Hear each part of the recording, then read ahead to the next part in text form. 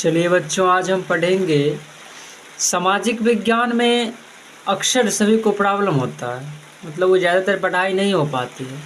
तो आज मैं सामाजिक विज्ञान के 3 पार्ट अर्थात राजनीति शास्त्र, अर्थशास्त्र और आपदा प्रबंधन, इस तीनों को एक ही वीडियो में ऑब्जेक्टिव सब्जेक्टिव टोटल प्रश्नोत्तर सहित आपको बता दूंगा, जो 2024 के एग्ज़ाम के लिए या फिर अन्य बोर्ड एग्ज़ाम के लिए 10वीं के लिए बहुत इम्पॉर्टेंट है।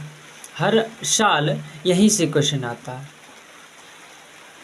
तो वही सब जो निचोड़ है, जो महत्वपूर्ण सवाल है ऑब्जेक्टिव सब्जेक्टिव तीनों विषय का, उसी को मैं बताऊंगा। मात्र 1 घंटा में 3 सब्जेक्ट को समाप्त कर दूंगा। बस आप मेरे साथ बने रहिए। देखिए बारिश हो रही है, फिर मैं आपके लिए वीडियो बना रहा हूँ। चलिए, तो आप देख रहे होंगे राजनीति शास्त्र। पेपर पेन ले लीजिए, सुनते जाइए, समझते जाइए, लिखते जाइए, थोड़ा समय दीजिए।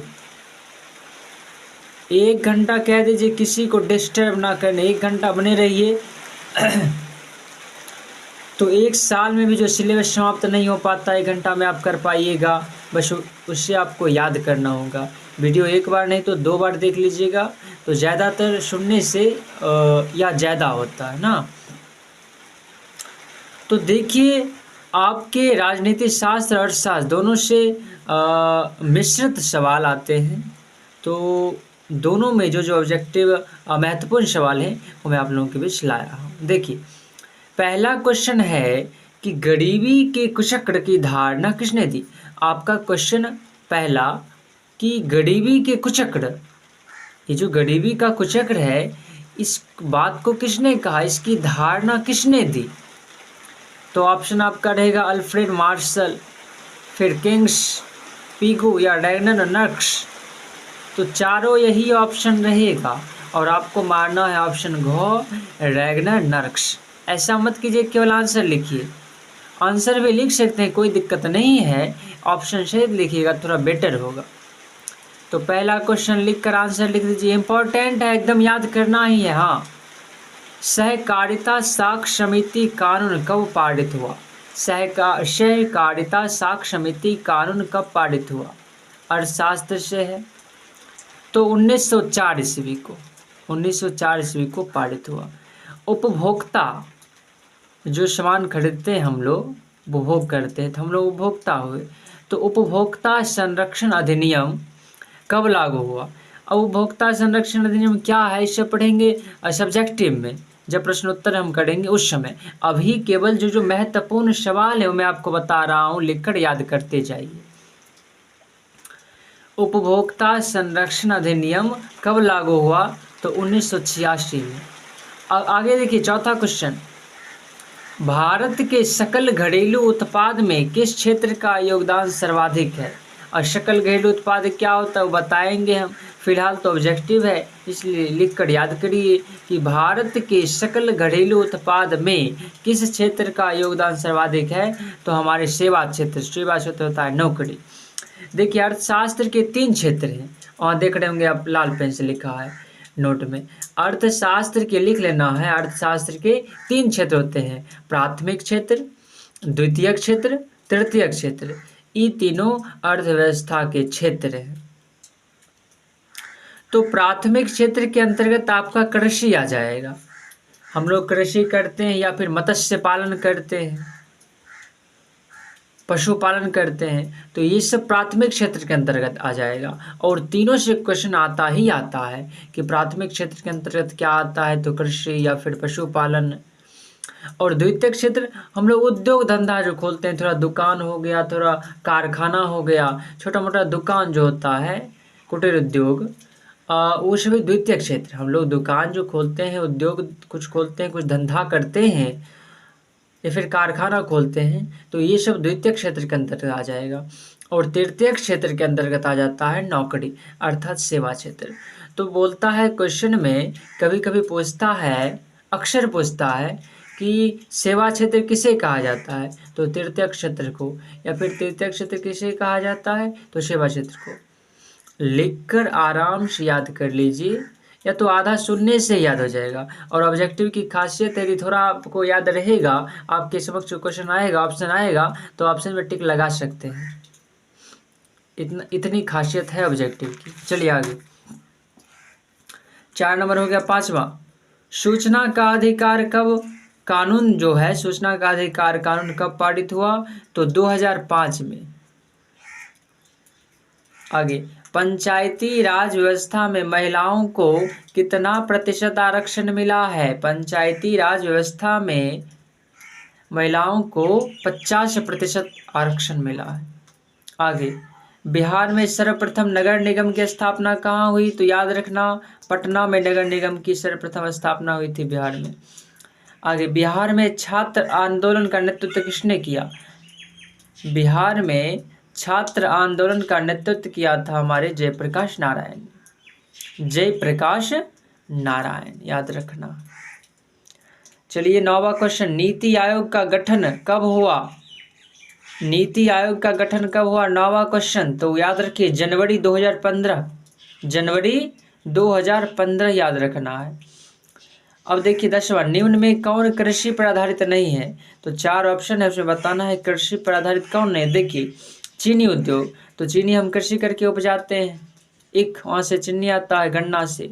जूट उद्योग, इसकी भी कृषि की जाती है। वस्त्र की भी कृषि की जाती है। लेकिन सीमेंट उद्योग जो है ये कृषि पर आधारित नहीं है, तो मार देना है। कौन कृषि पर? सेम यही क्वेश्चन देगा और यही ऑप्शन भी देगा, आपको मारना है सीमेंट उद्योग। मानचित्र आप देखते होइएगा, हाँ ज्योग्राफी में ज़्यादातर आता है। तो मानचित्र में नीले रंग द्वारा किस भाग को दिखाया जाता है? तो नीले रंग द्वारा जल को दिखाया जाता है। पर्वत, पठार, मैदान या फिर पृथ्वी को? नहीं, जल को। चलिए 12वां क्वेश्चन, ध्यान से पहले ऊपर जो नोट लिखा हुआ थोड़ा देख लीजिए। ग्राम कचहरी का प्रधान कौन होता है? ग्राम कचहरी का प्रधान सरपंच होते हैं। और किसने कहा कि मुद्रा ईश्वर की महानतम देन है? मार्टिन लूथर ने कहा कि मुद्रा जो है, पैसा, ईश्वर की महानतम देन है। तो पूछता है कि मुद्रा ईश्वर की महानतम देन है, या किसने कहा? तो मार्टिन लूथर ने। ठीक। 12वां क्वेश्चन, बिहार में सर्वप्रथम मुद्रण की शुरुआत कहाँ हुई? तो याद रखना है चीन में मुद्रण की शुरुआत सर्वप्रथम हुई थी। निम्नलिखित में से कौन छोटे पैमाने का उद्योग है? तो चीनी थोड़ा बड़ा है, वस्त्र भी बड़ा है, जल तो बहुत बड़ा है, खिलौना सबसे छोटा है। ये तो तर्क शक्ति से भी हो सकता है। सबसे छोटे पैमाने का उद्योग है खिलौना उद्योग, याद रखना है। भारत की अर्थव्यवस्था, आर्थिक अर्थव्यवस्था कैसी है? तो याद रखना मिश्रित है। यहाँ ना पूंजीवाद है, ना समाजवाद है, ना साम्यवाद है, मिश्रित है। भारत में मिश्रित अर्थव्यवस्था है। चलिए, भारत में करेंसी नोट कौन जारी करता है? बहुत ही इंपॉर्टेंट क्वेश्चन है। भारत में करेंसी नोट कौन जारी करता है? तो याद रखना reserve bank of India. Reserve bank of India जारी करता है करेंसी नोट। और 1 रुपये का जो सिक्का होता है उस नोट को जारी करता है हमारा वित्त विभाग। ये दोनों में से एक क्वेश्चन तो आता ही आता है, 2 भी आ सकता है, लेकिन एक तो आएगा ही। 1 रुपये का सिक्का जो होता है जारी करता है वित्त विभाग, और करेंसी नोट जारी करता है रिजर्व बैंक ऑफ इंडिया। अब देखिए राजनीति सवाल है, राजनीति शास्त्र से, दोनों का मिश्रित सवाल हम बता रहे हैं। 3 सब्जेक्ट खत्म करना है, राजनीति शास्त्र, अर्थशास्त्र, आपदा प्रबंधन। देखिए, लोकतंत्र का प्राण किसे कहा जाता है? लोकतंत्र का प्राण कहा जाता है राजनीतिक दल को। लोकतंत्र का प्राण राजनीतिक दल। और लोकतंत्र की आत्मा है सत्ता में साझेदारी। लिख सकते हैं, लोकतंत्र का प्राण राजनीतिक दल है और लोकतंत्र की आत्मा है सत्ता की साझेदारी, सत्ता में साझेदारी जो हम करते हैं, लिख सकते हैं आप। देखिए, भारत में मतदाता होने की न्यूनतम आयु, मतलब कितना वर्ष होता है तो हम वोट जो है गिरा सकते हैं, मत दे सकते हैं। तो 18 वर्ष है न्यूनतम आयु होनी चाहिए, याद रखना है। सरकार का कौन सा प्रकार सबसे अच्छा है? तो हमारे यहाँ लोकतंत्र यही सबसे अच्छा है, तो लोकतंत्र सबसे अच्छा है। भारत ने गणतांत्रिक संविधान को कब अंगीकार किया? भारत ने गणतांत्रिक मतलब गणतंत्र दिवस जो संविधान होता है, तो 26 जनवरी 1950 को लागू हुआ था गणतंत्र, हमारा संविधान लागू हुआ था 26 जनवरी 1950 को, याद रखना। भारत में किस प्रकार की शासन प्रणाली है? बहुत ही इंपॉर्टेंट क्वेश्चन है ये। ऐसे जितना होता है 1200 क्वेश्चन है एक ही किताब में, एक ही पार्ट में, यहाँ सब पार्ट मिलाकर मात्र 50-60 क्वेश्चन देंगे, अर्थात टोटल याद करना है, टोटल इम्पोर्टेंट ही है। तो भारत में किस प्रकार की शासन प्रणाली है? तो संघीय और संसदीय, संघीय और संसदीय याद रखना है। एकात्मक और संघीय नहीं, संघीय और संसदीय। चलिए 24 क्वेश्चन हो गया। भारत में पहला नगर निगम कहाँ बना? 25 नंबर क्वेश्चन आप देख रहे होइएगा। भारत में पहला नगर निगम कहाँ बना? तो याद रखना है, टिक लगा हुआ है, मद्रास। पहला नगर निगम मद्रास। किसने कहा मुद्रा वह है जो मुद्रा का कार्य करती है? तो हमारे हॉर्टले विदर्श जी थे, याद रखना है, वो बोले थे मुद्रा वह है जो मुद्रा का कार्य करती है। मुद्रा क्या है? तो मुद्रा वह है जो मुद्रा का कार्य करती है, ऐसा कहा था हॉर्टर्स या हॉर्टले विदर्स, ऐसे ही नाम देगा तो मार देना। चलिए आगे। नई आर्थिक नीति में किसी सम्मिलित किया गया? नई आर्थिक नीति जब अपनाया गया, इसे पढ़ेंगे सब्जेक्टिव में, लेकिन अभी ऑब्जेक्टिव है, इसलिए नई आर्थिक नीति में किसे सम्मिलित किया गया? तो उदारीकरण, वैश्वीकरण, निजीकरण, सभी को। नई आर्थिक नीति में तीनों हम पढ़ेंगे, तीनों की परिभाषा हम पढ़ेंगे, उदारीकरण, वैश्वीकरण, निजीकरण, तीनों की परिभाषा पढ़ेंगे। तो इस तीनों को सम्मिलित किया गया। अब देखिए, उपभोक्ता द्वारा शिकायत करने के लिए आवेदन शुल्क कितना लगता है? उपभोक्ता जब शिकायत करेगा तो आवेदन शुल्क लगता है 20 रुपये, 20 रुपये। 29वां क्वेश्चन, वैश्वीकरण के मुख्य कितने अंग हैं? तो याद रखना है, वैश्वीकरण के 5 अंग हैं। वैश्वीकरण के 4 नहीं 5 अंग हैं। अब देखिए, कौन सी सेवा गैर सरकारी है? कौन सी सेवा गैर सरकारी है? मतलब प्राइवेट है, सरकारी नहीं है। तो सैन्य सेवा, वित्त सेवा, रेल सेवा सब सरकारी है, लेकिन जो मॉल खोला जाता है प्राइवेट है, तो गैर सरकारी मतलब प्राइवेट हुआ, तो मॉल सेवा यहाँ हो जाएगा। उपभोक्ता अधिकार दिवस कब मनाया जाता है? उपभोक्ता अधिकार मनाया जाता है 15 मार्च को। 17 मार्च गलत है, 15 मार्च सही है। आर्थिक विकास का तीसरा क्षेत्र मैं बताया था, आर्थिक विकास का तीसरा क्षेत्र है सेवा क्षेत्र। तृतीय क्षेत्र के अंतर्गत कौन आता है? सेवा क्षेत्र आता है।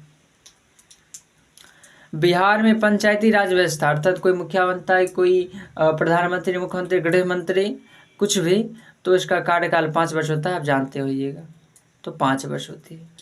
फूट डालो और शासन करो की नीति अपनाई थी अंग्रेजों ने। फूट डालो और शासन करो की नीति अपनाई थी अंग्रेजों ने अपने भारत के ऊपर।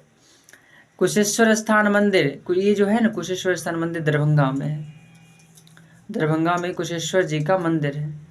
तो मनुष्य के आर्थिक जीवन में सबसे महत्वपूर्ण, मनुष्य के आर्थिक जीवन में, अर्थात हम कुछ अर्थ पैसे खर्च करते हैं, कुछ खरीद बिक्री करते हैं, तो उसमें सबसे महत्वपूर्ण क्या है? तो मुद्रा। तो आर्थिक जीवन में हमारे लिए सबसे महत्वपूर्ण है मुद्रा, याद रखना है सभी को। समझ में आ रही है ना? हाँ चलिए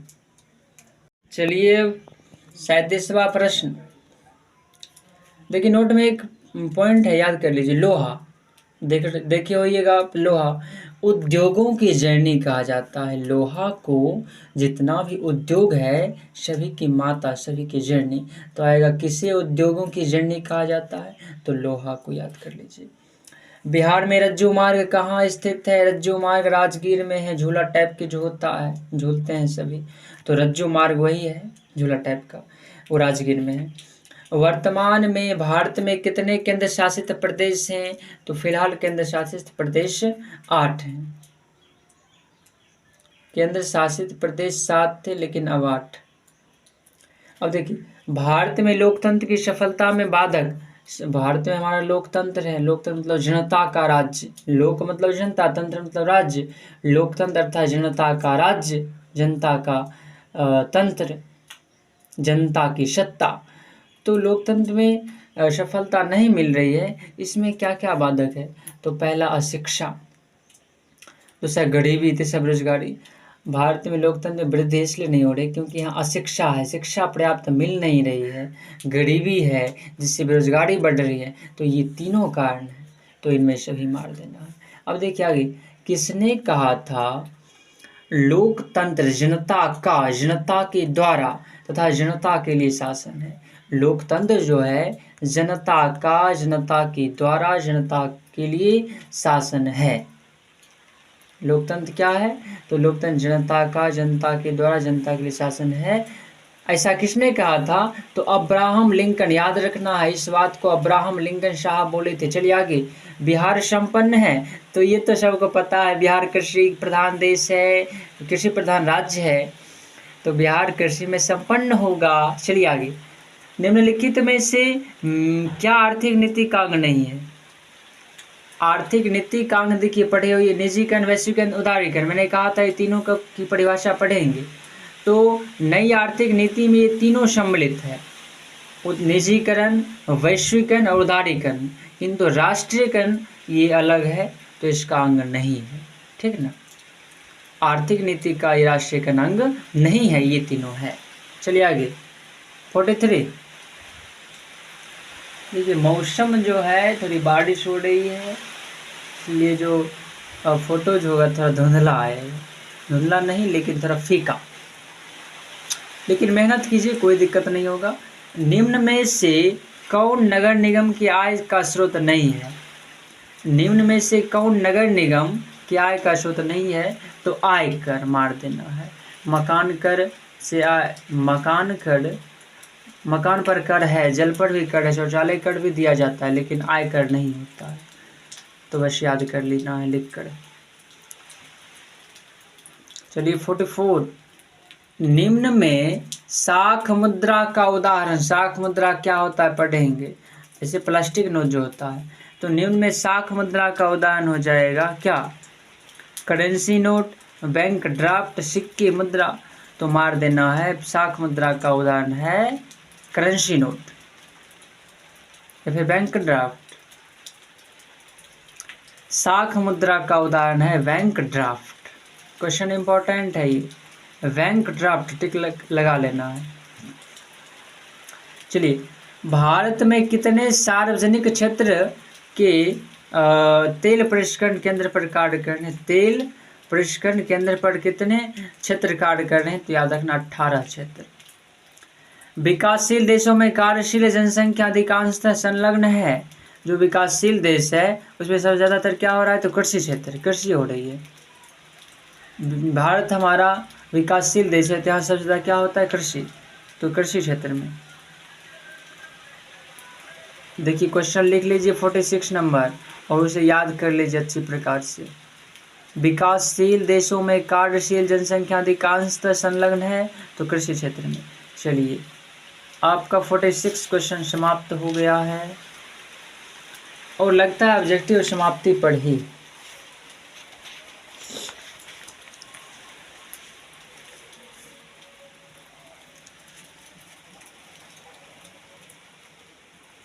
राजनीति शास्त्र और अर्थशास्त्र के जितने इम्पोर्टेंट थे ऑब्जेक्टिव हो गए, एक दो बाकी है, रुकिए लिखा देता हूँ मैं।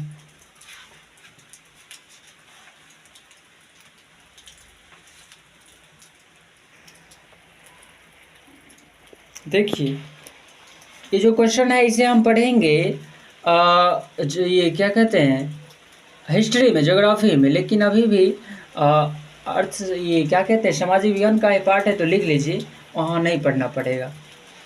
तो भारतीय राष्ट्रीय कांग्रेस की स्थापना कब हुई? तो 1885 में। बांग्लादेश कब स्वतंत्र हुआ? तो 1971 में।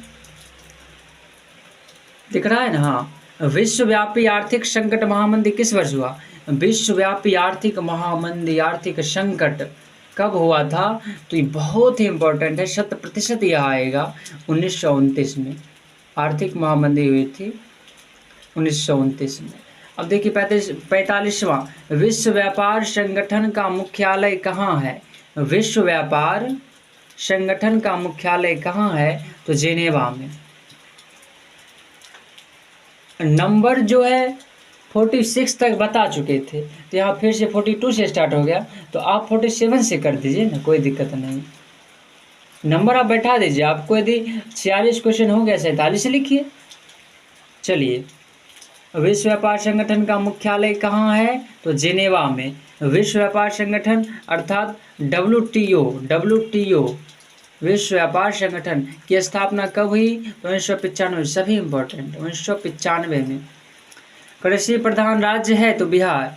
ये सब अर्थशास्त्र ये पढ़ेंगे, ज्योग्राफी में पढ़ेंगे। कृषि प्रधान राज्य है बिहार, लेकिन अभी लिख लीजिए, वहाँ नहीं पढ़ना पड़ेगा। कृषि प्रधान राज्य क्या है? तो बिहार। सभी से मिश्रित सवाल ही आता है, तो मैंने इम्पोर्टेंट क्वेश्चन लिया, तो कुछ ज्योग्राफी का, कुछ हिस्ट्री का भी आ गया, मतलब सामाजिक विज्ञान का इम्पोर्टेंट आ गया। कृषि प्रधान राज्य है बिहार। मानव शरीर में जल की मात्रा कितनी होती है? मानव शरीर में जल की मात्रा याद रखना है 65% होती है। सभी लिखकर याद करना है, सभी इम्पोर्टेंट है। 65 यही आएगा 2024 में, यही मतलब इससे ही, जितना मैं बताऊंगा उससे ही आएगा। तो जो आप पढ़े होइएगा अपना टिक लगा दीजिएगा। कि देखिए, कंबोडिया की राजधानी, कंबोडिया राज्य है, उसकी राजधानी है नोम पेन, याद रखना है नोम पेन। कंबोडिया की राजधानी नोम पेन। और वियतनाम की राजधानी हनोई है। आगे देखिए, लिखना चाहते हैं लिख लीजिए, कंबोडिया की राजधानी नोम पेन और वियतनाम की राजधानी हनोई। हीराकुड परियोजना किस नदी पर तथा कहाँ स्थित है? तो हीराकुड परियोजना जो है महानदी ओडिशा में है। हिंदी में आप पढ़िएगा इसे, हिंदी में इसका वर्णन हिंदी में ही भी है। वर्णिका आपका दूसरा जो है भाग 2, भाग 1, वर्णिका में इस नदी का वर्णन है। हीराकुड परियोजना जो है महानदी पर है, उड़ीसा में। आगे देखिए, निम्न में कौन जीवाश्म ईंधन है? बहुत ही इंपॉर्टेंट है, 100% यह आएगा। निम्न में कौन जीवाश्म ईंधन है? तो कोयला, पेट्रोलियम, प्राकृतिक गैस, ये तीनों है जीवाश्म ईंधन। लिख देना इनमें सभी, कोयला, पेट्रोलियम, प्राकृतिक गैस, ये सभी है जीवाश्म ईंधन। सिलिकॉन शहर के नाम से कौन प्रसिद्ध है? तो सिलिकॉन शहर कहा जाता है बेंगलुरु को।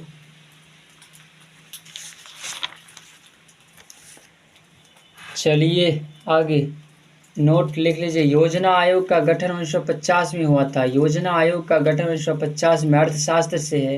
केंद्रीय सांख्यिकी संगठन की स्थापना, केंद्रीय सांख्यिकी संगठन की स्थापना 1954 में हुई थी। वायु परिवहन का राष्ट्रीयकरण किया गया 1953 में, यही है सही, 1947 गलत है। वायु परिवहन का राष्ट्रीयकरण किया गया 1953 में। 55 क्वेश्चन नंबर देखिए, भारतीय कम्युनिस्ट पार्टी की स्थापना कब हुई? तो 1925 में। आगे, नीति आयोग का गठन कब हुआ? तो जनवरी 2015। ये लिखा चुका हूँ मैं, फिर ये क्वेश्चन रिपीट हो गया।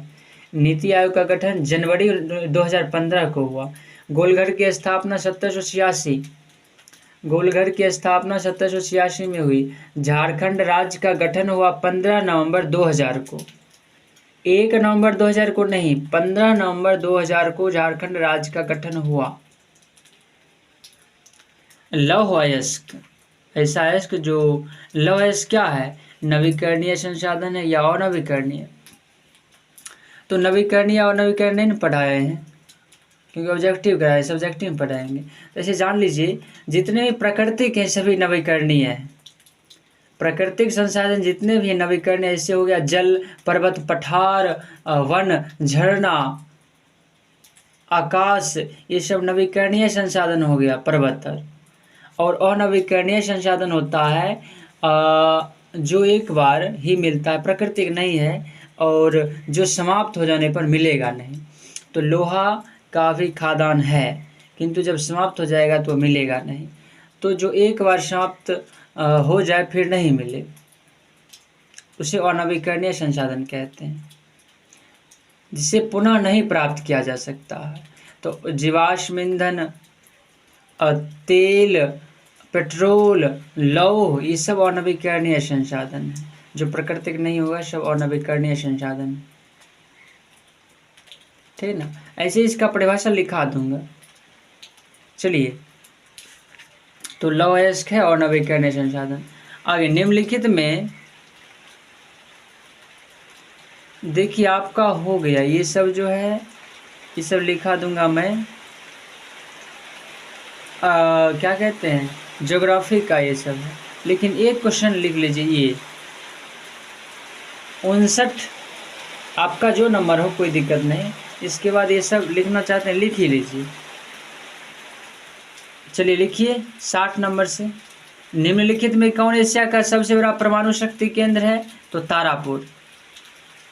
फाल्टा विशेष आर्थिक क्षेत्र कहाँ है? तो पश्चिम बंगाल में। अखिल भारतीय ट्रेड यूनियन कांग्रेस की स्थापना कब हुई? 1920 में। बिहार की किस नदी की उत्पत्ति अमरकंटक से हुई? तो सोन नदी।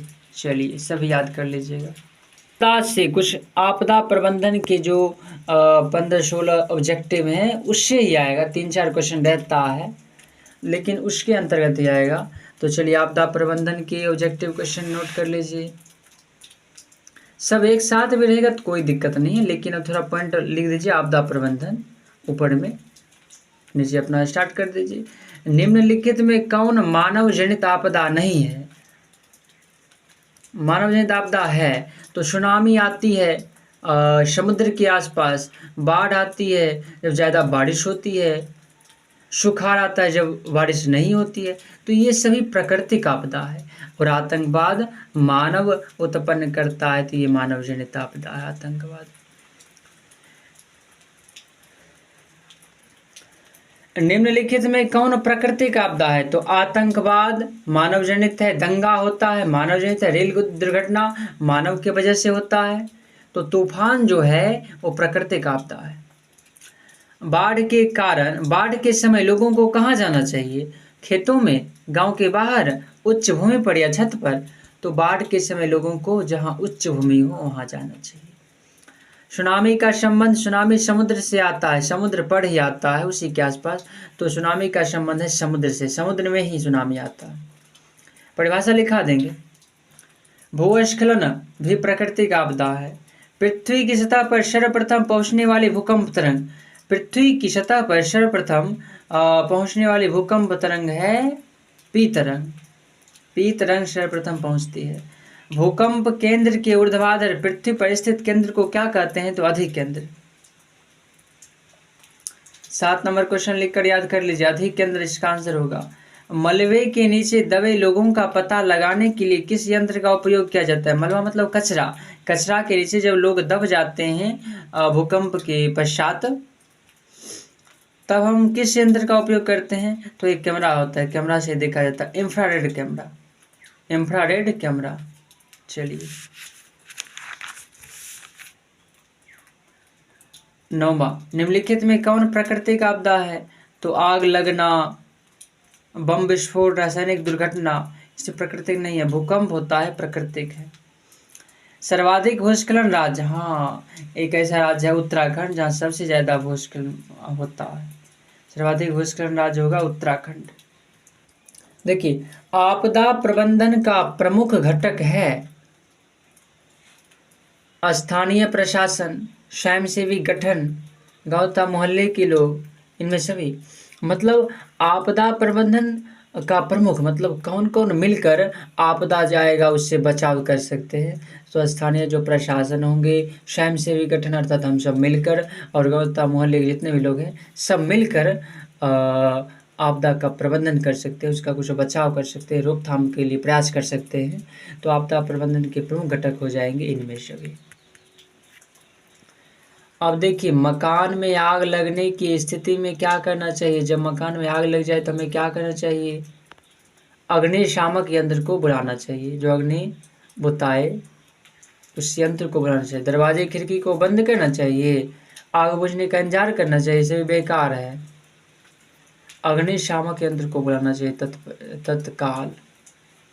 देखिए इंफ्रारेड कैमरा का प्रयोग निम्नलिखित में किस आपदा में किया जाता है? तो भूकंप जब आता है, जैसे मलबे के नीचे व्यक्ति दब जाते हैं, तो मैंने बताया था कि मलबे के नीचे जो दबते हैं तो इंफ्रारेड कैमरा से ही उस सभी का पता लगाया जाता है।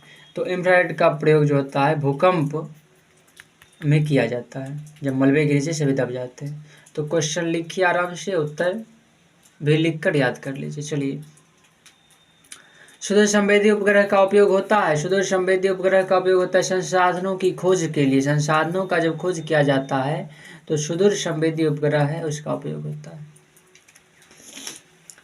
अरे सामाजिक विज्ञान में कुछ नहीं पढ़े हैं तो और कुछ पढ़ना भी नहीं है, बस इतना दे रहा हूँ, 1 घंटा हो 1.25 घंटा हो, बस उतना कर लेना है, पूरा क्लियर हो जाएगा। अर्थशास्त्र, अर्थशास्त्र, राजनीति शास्त्र, आपदा प्रबंधन। फिर एक वीडियो में 1 घंटा का एक अलग वीडियो होगा, उसमें पढ़ा दूंगा क्या, ज्योग्राफी और हिस्ट्री। ऐसे गणित आप पढ़े होइएगा तो एक चैप्टर जो है 7 से 8 घंटा लगता है, 7 दिन 8 दिन, लगभग 10 दिन में 10 दिन लग जाता है। और यहाँ पूरा सामाजिक विज्ञान 4-5 पार्ट है, 2 घंटा में। समझ रहे हैं क्यों ख़त्म हो रहा है? क्योंकि मैं सभी इम्पोर्टेंट जो है बस वही बताऊंगा, इसीलिए टोटल को लिखकर याद करना है। चलिए 14 हो गया। 15वां देखिए, महासागर की तली पर होने वाला कंपन का परिणाम। सुनामी किसे कहते हैं? तो महासागर, सागर में जो सुनामी कंपन होता है उसे सुनामी कहते हैं। तो महासागर की तली पर होने वाला कंपन किसका परिणाम? इसका परिणाम है सुनामी आता है। सुनामी का तात्पर्य है जब महासागर और सागर में कंपन होने लगता है तो सुनामी का रूप ले लेता है। सर्वाधिक बाढ़ प्रभावित देश, सर्वाधिक बाढ़ कहाँ आता है? तो बांग्लादेश में। 16 नंबर का आंसर लिख लीजिए।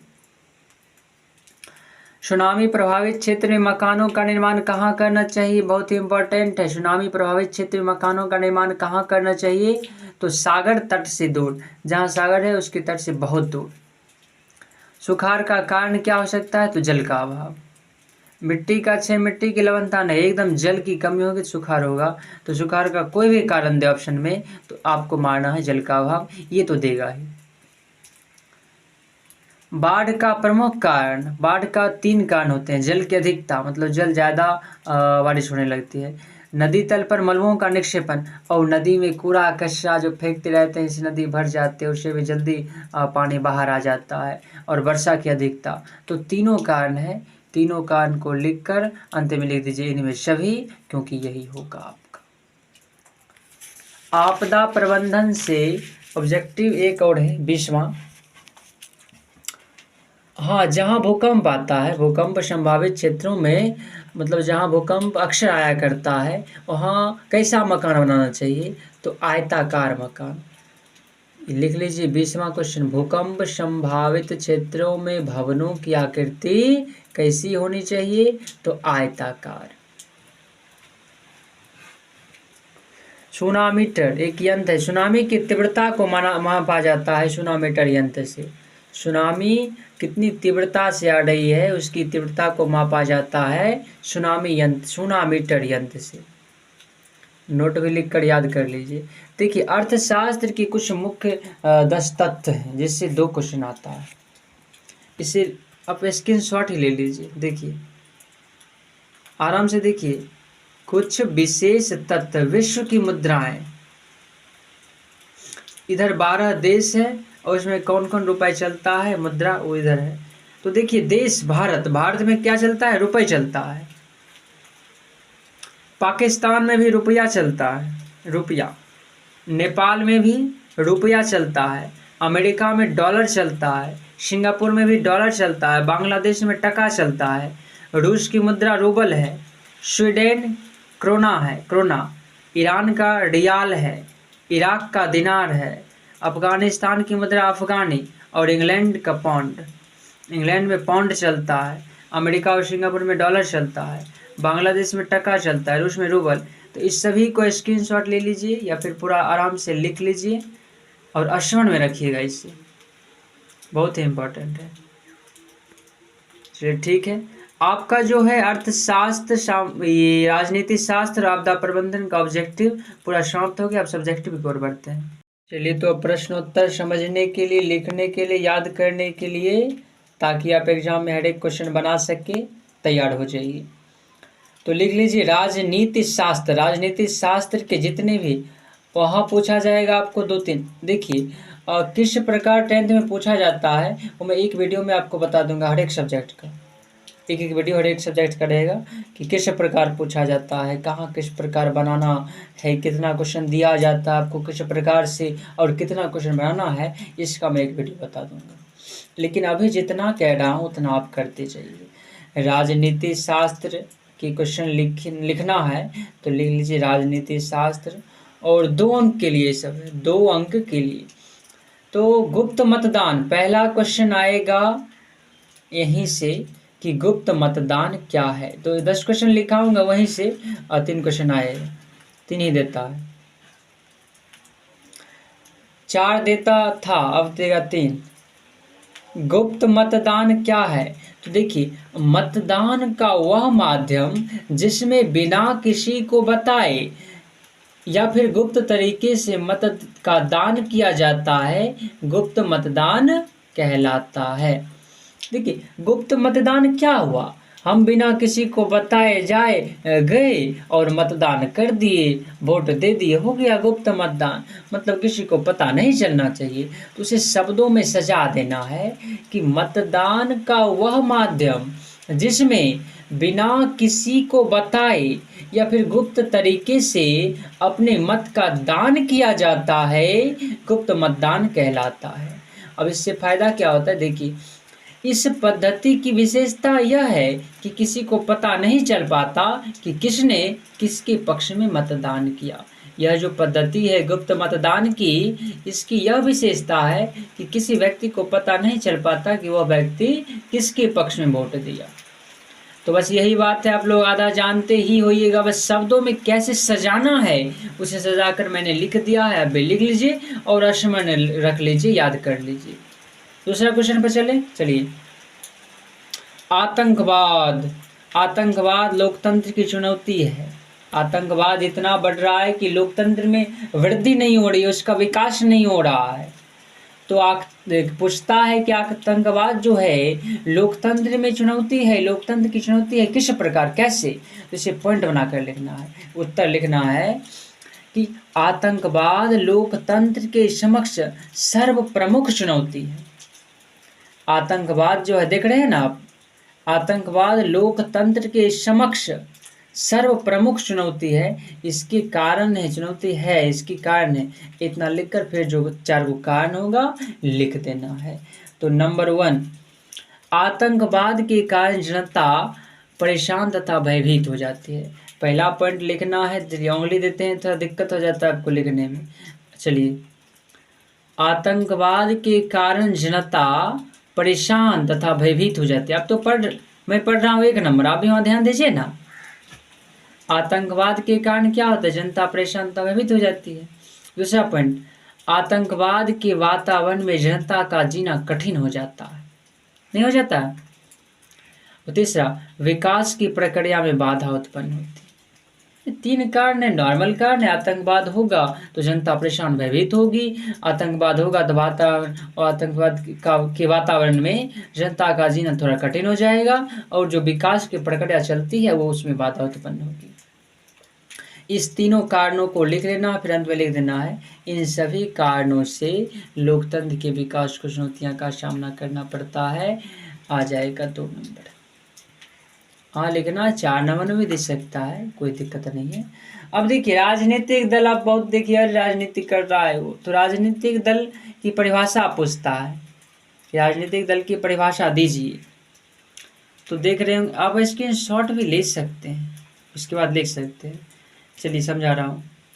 स्वेच्छा से संगठित लोगों का वह संगठन जो किसी निश्चित सिद्धांत पर एकमत होकर सत्ता प्राप्ति हेतु निर्वाचन में भाग लेते हैं तथा अपनी सत्ता जमा कर सरकार की नीतियों को प्रभावित करने का प्रयास करते हैं, वैसे संगठन दल राजनीतिक दल कहलाते हैं। राजनीतिक दल में क्या होता है? स्वेच्छा से संगठित लोग, मतलब अपनी इच्छा से कुछ लोग, 4 लोग हो गए या 5 लोग हो गए, एक संगठन बना लिए, स्वेच्छा से अपनी इच्छा से एक संगठन बना लिए, और उस संगठन का, और सभी 5 है या 6 सभी का एक मत होता है।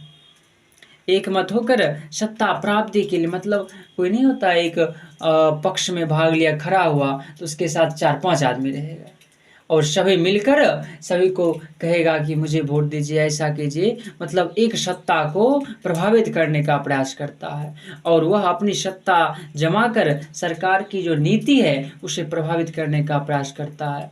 तो ऐसे संगठन को राजनीतिक दल कहते हैं। इसे लिख लीजिए, 3 बार नहीं, 4 बार नहीं, 5 बार इसे पढ़िएगा और सुनना भी है तो 2-4 बार सुनिए, याद तो होना ही है। लिख लीजिए परिभाषा, स्वेच्छा से संगठित लोगों का वह संगठन जो किसी निश्चित सिद्धांत पर एकमत होकर, सभी का एकमत होगा, सत्ता प्राप्ति हेतु मतलब जीतने हेतु कि हम ही जीतेंगे, निर्वाचन में भाग लेते हैं तथा अपनी सत्ता जमा कर सरकार की जो नीतियां हैं उसको प्रभावित करने का प्रयास करते हैं, वैसे संगठन दल को राजनीतिक दल कहते हैं। लिख कर याद कर लीजिए। चलिए आगे, अशिक्षा लोकतंत्र के लिए अभी, हाँ शिक्षा नहीं, अभी शिक्षा मिल ही नहीं रहा है। आप भी जहाँ शिक्षा मिलती है वहाँ जाते नहीं हैं, इसलिए अशिक्षित हैं। तो अशिक्षा लोकतंत्र के लिए अभिशाप है, साप है। किस प्रकार, कैसे? तो बोर्ड एग्जाम में कैसे लिखना है, शायद 4 नंबर का देगा, ये 4 पॉइंट है, थोड़ा बड़ा है। देखिए लिखना है इसे उत्तर में, शिक्षा का अभाव लोकतंत्र के लिए चुनौती भी है तथा अभिशाप भी। शिक्षा नहीं होगा तो लोकतंत्र की चुनौती भी है और अभिशाप भी। इसके कारण है, निम्न कारण है। अब ऐसे कर देना, उसके बाद जो कारण है पॉइंट बनाकर लिखिएगा। थोड़ा सजता भी है और एग्जामिनर को चेक करने में थोड़ा सहूलियत होती है, थोड़ा उसे अच्छा लगता है, क्योंकि बनाने का सही तरीका यही है। टॉपर्स लोग ऐसे ही बनाते हैं, या फिर शिक्षक जो बताते हैं अच्छे तो ऐसे ही किताब में भी दिया रहता है कहीं कहीं पॉइंट बनाकर। तो ये सब निम्न कारण है।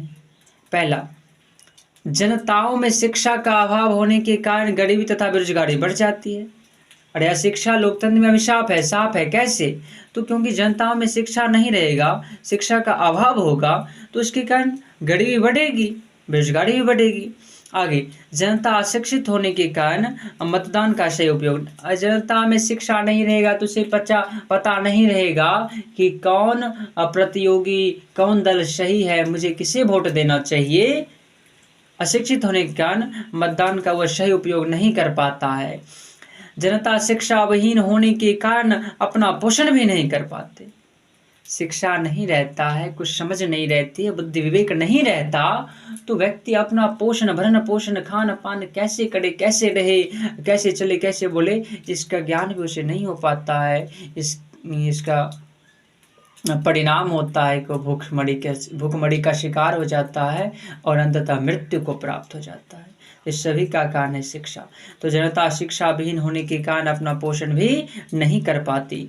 आगे देखिए चौथा पॉइंट, शिक्षा की कमी के कारण कृषि उत्पादन में कमी आ जाती। शिक्षा नहीं है तो मतलब सही ढंग से कृषि कोई नहीं कर पाएगा ना, जो त्यों कर दिया अपना कृषि, कुछ भी क्या कहते हैं, बुनाई या जुताई जिस प्रकार करनी चाहिए उस प्रकार नहीं कर पाते हैं, क्योंकि शिक्षित नहीं होते। इसी कारण तो शिक्षा की कमी के कारण कृषि उत्पादन में कमी आ जाती है और शिक्षा के बिना समाज तथा देश का विकास भी रुक जाता है। तो शिक्षा नहीं होगा तो लोकतंत्र पर अभिशाप है, प्रभाव पड़ता है। तो इस सभी को स्क्रीनशॉट ले सकते हैं और एक बार लिख कर याद कर, कुछ भी नहीं है, पढ़िएगा और मैं जो बोला उसे सुनिएगा तो लगेगा अरे कुछ है ही नहीं, शिक्षा नहीं रहेगा सही में कोई मतदान का सही उपयोग नहीं करेगा, अपना पोषण भी नहीं कर पाएगा, कृषि भी ठीक से नहीं करेगा जिसके अनुपात में वृद्धि आ जाएगी, शिक्षा के बिना समाज का विकास भी रुक जाएगा और शिक्षा के बिना गरीबी बेरोजगारी बढ़ जाएगी और मतदान का सही उपयोग कोई नहीं कर पाएगा। यही सब तो है शिक्षा का अभाव के कारण। शिक्षा के अभाव के क्या कारण, शिक्षा नहीं मिलेगी तो क्या क्या होगा, तो इस सभी लिख देना। अर्थात अशिक्षा लोकतंत्र के लिए अभिशाप है। कैसे? तो ये सभी कारण को लिख देना है। चलिए 5वां क्वेश्चन, बिहार में 1974 में छात्र आंदोलन हुआ था, बताए थे, जयप्रकाश नारायण नेतृत्व करता थे। बिहार में छात्र आंदोलन हुआ 1974 में, इनके नेतृत्वकर्ता थे कौन? नेतृत्वकर्ता कौन थे? जयप्रकाश नारायण। तो देखिए बिहार में 1974 में छात्र आंदोलन जो हुआ था उसके कारण आखिर क्या कारण था? तो सामाजिक विज्ञान में ज़्यादातर कारण ही पूछता है, कुछ भी क्रांति कोई भी आंदोलन के कारण। चलिए यहाँ क्या कारण था? तो सरकार की गलत नीतियों के कारण देश की आर्थिक स्थिति दयनीय हो गई थी, खराब हो गई थी, इसलिए आंदोलन हुआ था। दूसरा कारण था बेरोजगारी, गरीबी तथा खाद्यान्न का अभाव। बेरोजगारी, गरीबी ये बढ़ गया था, ऐसे नहीं लिखना इसे। बेरोजगारी, गरीबी बढ़ गया और खाद्यान्न जो है उसका जितना भी खाद्यान्न होता है, लोहा, फैक्ट्री, इस सब का अभाव हो गया। इसीलिए वस्तुओं की कीमत में भारी वृद्धि हो गई थी 1974 में। वस्तु की कीमत जो थी बहुत वृद्धि हो गई थी उसमें, जिसके कारण अनाज के दाम आसमान को छूने लगा। वृद्धि होगी कीमत में तो अनाज का दाम तो सही में आसमान छूने लगेगा, जिससे आंदोलन किया गया। जनता की बेचैनी दिनों दिन बढ़ने लगी थी। चौथा कारण था कि जनता इस सब से परेशान होकर उसकी बेचैनी दिनों दिन बढ़ती जाने लगी। इन सभी कारणों से बिहार में 1974 को छात्र आंदोलन किया गया। लिखकर अच्छी प्रकार से पढ़ लीजिए, फिर एक बार नहीं 2 बार सुन लीजिए, याद हो जाएगा। और लिखना ही है, सभी इम्पोर्टेंट है। साथ ही क्वेश्चन करवाएंगे, साथ में और 3 देगा। धर्मनिरपेक्षता से आप क्या समझते हैं? धर्मनिरपेक्ष तो सिद्धांत का वह माध्यम जिसमें किसी धर्म को बिना क्षति पहुंचाए अपने धर्मों का प्रचार प्रसार किया जाता है, धर्मनिरपेक्षता कहलाती है। भारत एक धर्मनिरपेक्ष राज्य है। यहाँ हर किसी को अपना जाति, अपना धर्म चुनने का अधिकार है। भारत कैसा राज्य है, कैसा देश है? धर्मनिरपेक्ष। तो धर्मनिरपेक्षता का मतलब है कोई भी व्यक्ति एक दूसरे के धर्म को बिना क्षति पहुंचाए अपने धर्म का प्रचार करता है। धर्मनिरपेक्षता के अंतर्गत सभी जो है जो अपने धर्म का है, जो धर्म को मानता है उसका प्रचार करता है, लेकिन दूसरे धर्म को बिना क्षति पहुंचाए। तो आराम से इसे लिख लीजिए। मैंने जो बोला उसे भी सजा कर लिख सकते हैं आप। यहाँ जो लिखा है जरूरी नहीं है वही याद कीजिएगा, इसे उलट पुलट कर भी अच्छी प्रकार से आप लिख सकते हैं, लेकिन जो बात लिखा गया है वही होना चाहिए।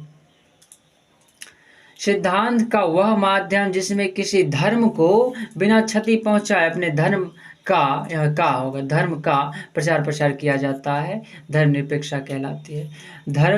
भारत एक धर्मनिरपेक्ष राज्य है। इसकी विशेषता, धर्मनिरपेक्षता की क्या विशेषता है? देखिए, धर्म का भेदभाव नहीं होता। वो इस धर्म का है, मैं इस धर्म का हूँ। इस धर्मनिरपेक्ष राज्य में इसका भेदभाव नहीं होता।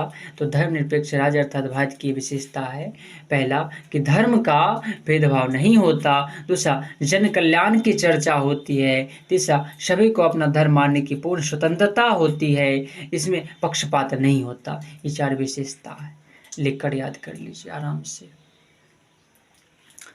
अब देखिए, केंद्र शासित राज्य 8 होते हैं, पढ़ लिया। और कौन कौन होते हैं मैंने नहीं लिखा है।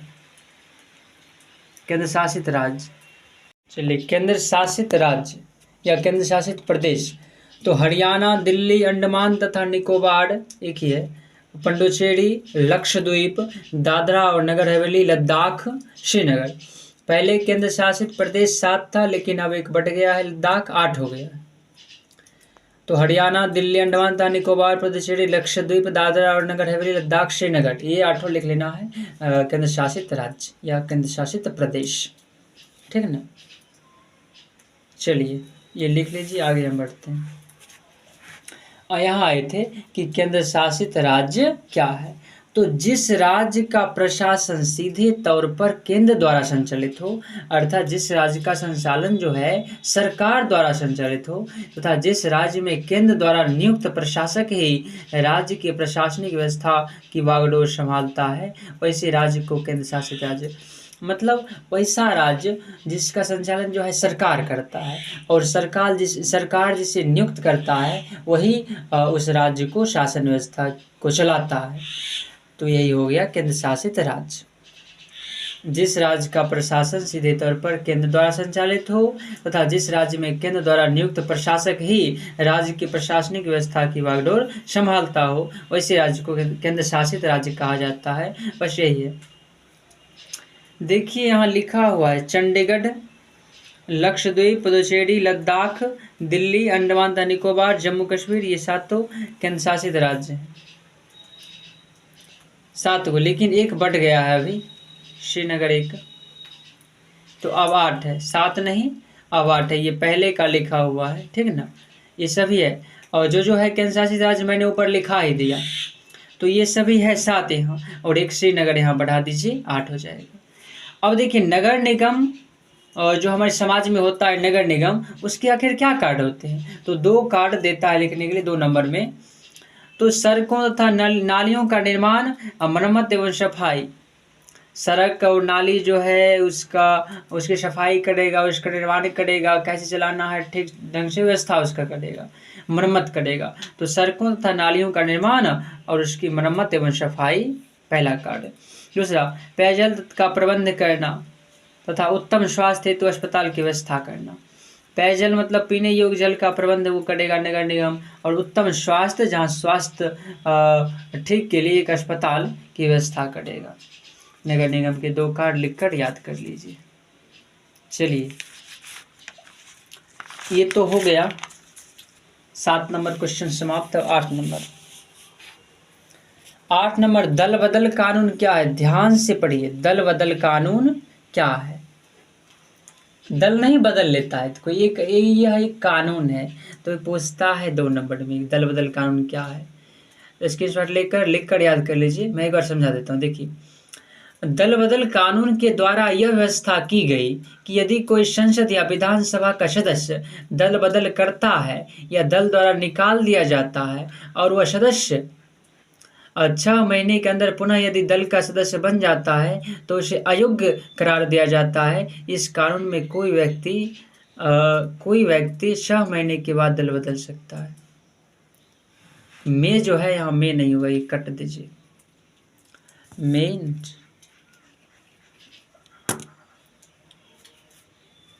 समझ गए।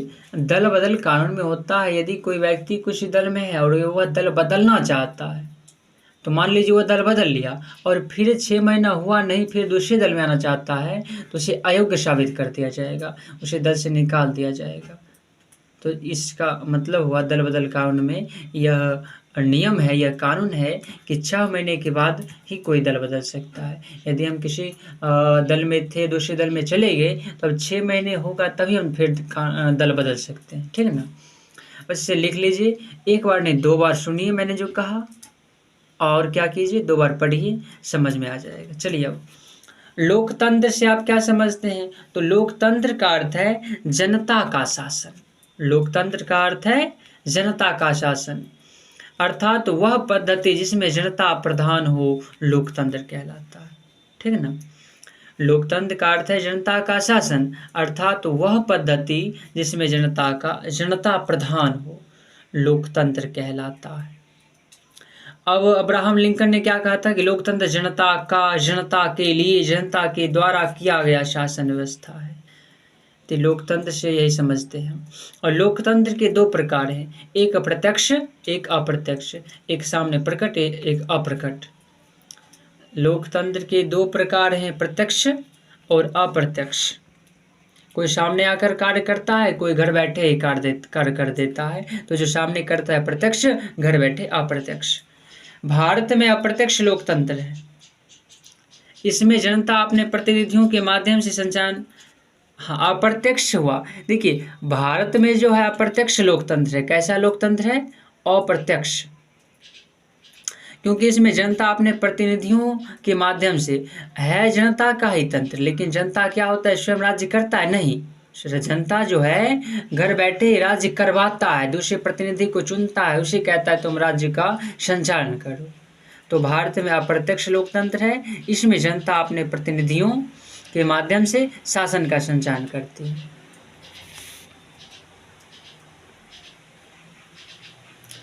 अब देखिए, सत्ता की साझेदारी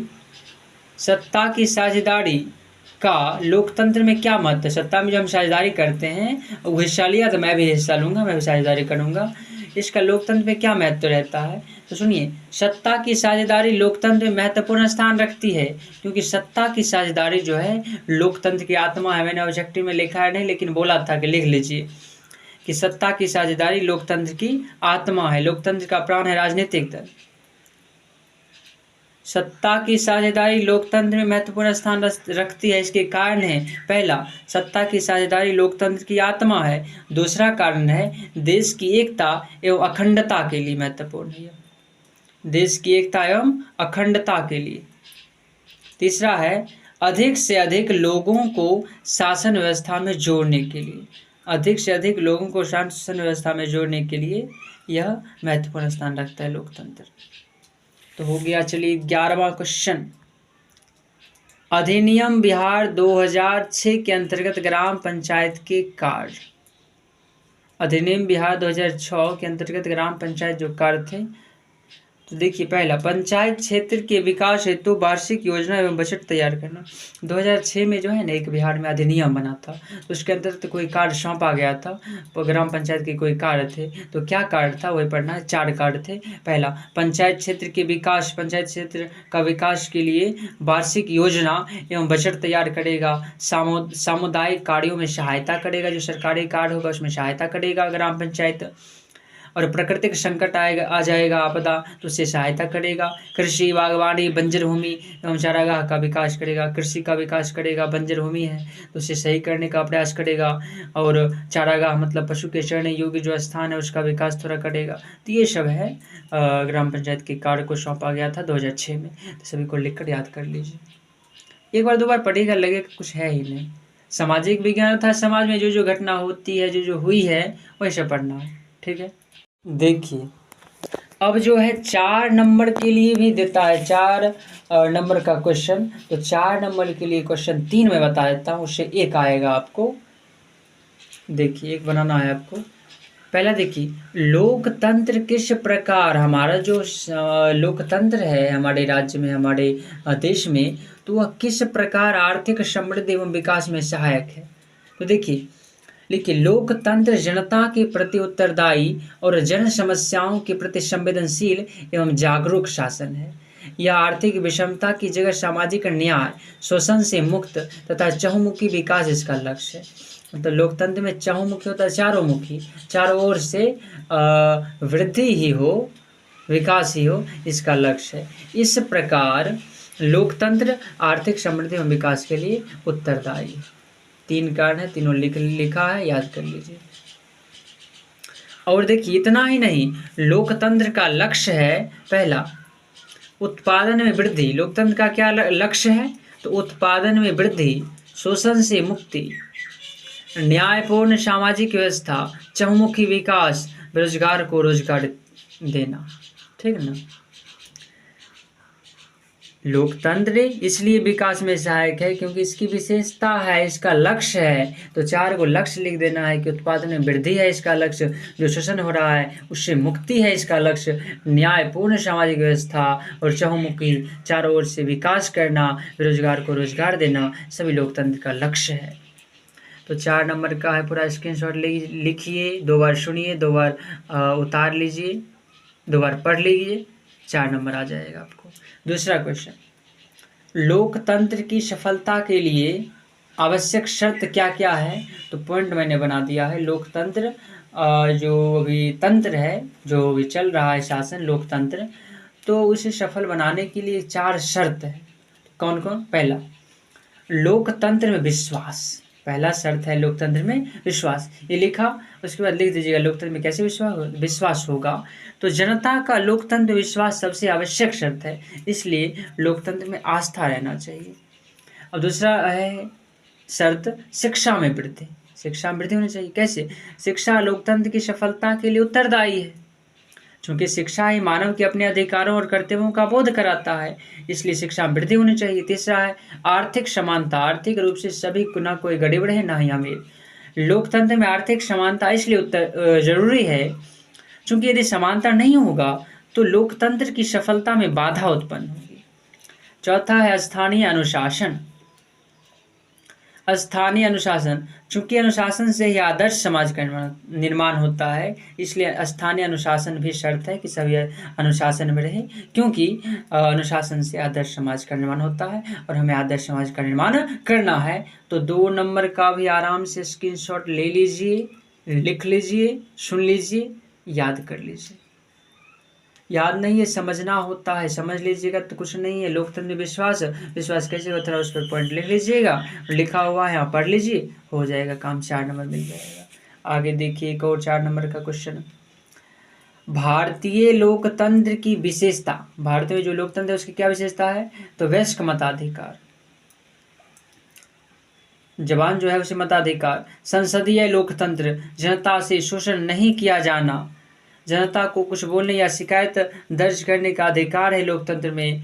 और आर्थिक समृद्धि का विकास होता है, जन समस्याओं के प्रति जागरूकता, सामाजिक न्याय, स्वतंत्र न्यायपालिका, नागरिकों को मौलिक अधिकार प्राप्ति, मौलिक अधिकार की प्राप्ति, सूचना का अधिकार, ये सभी लोकतंत्र की जो विशेषता है यहाँ लिखा गया है।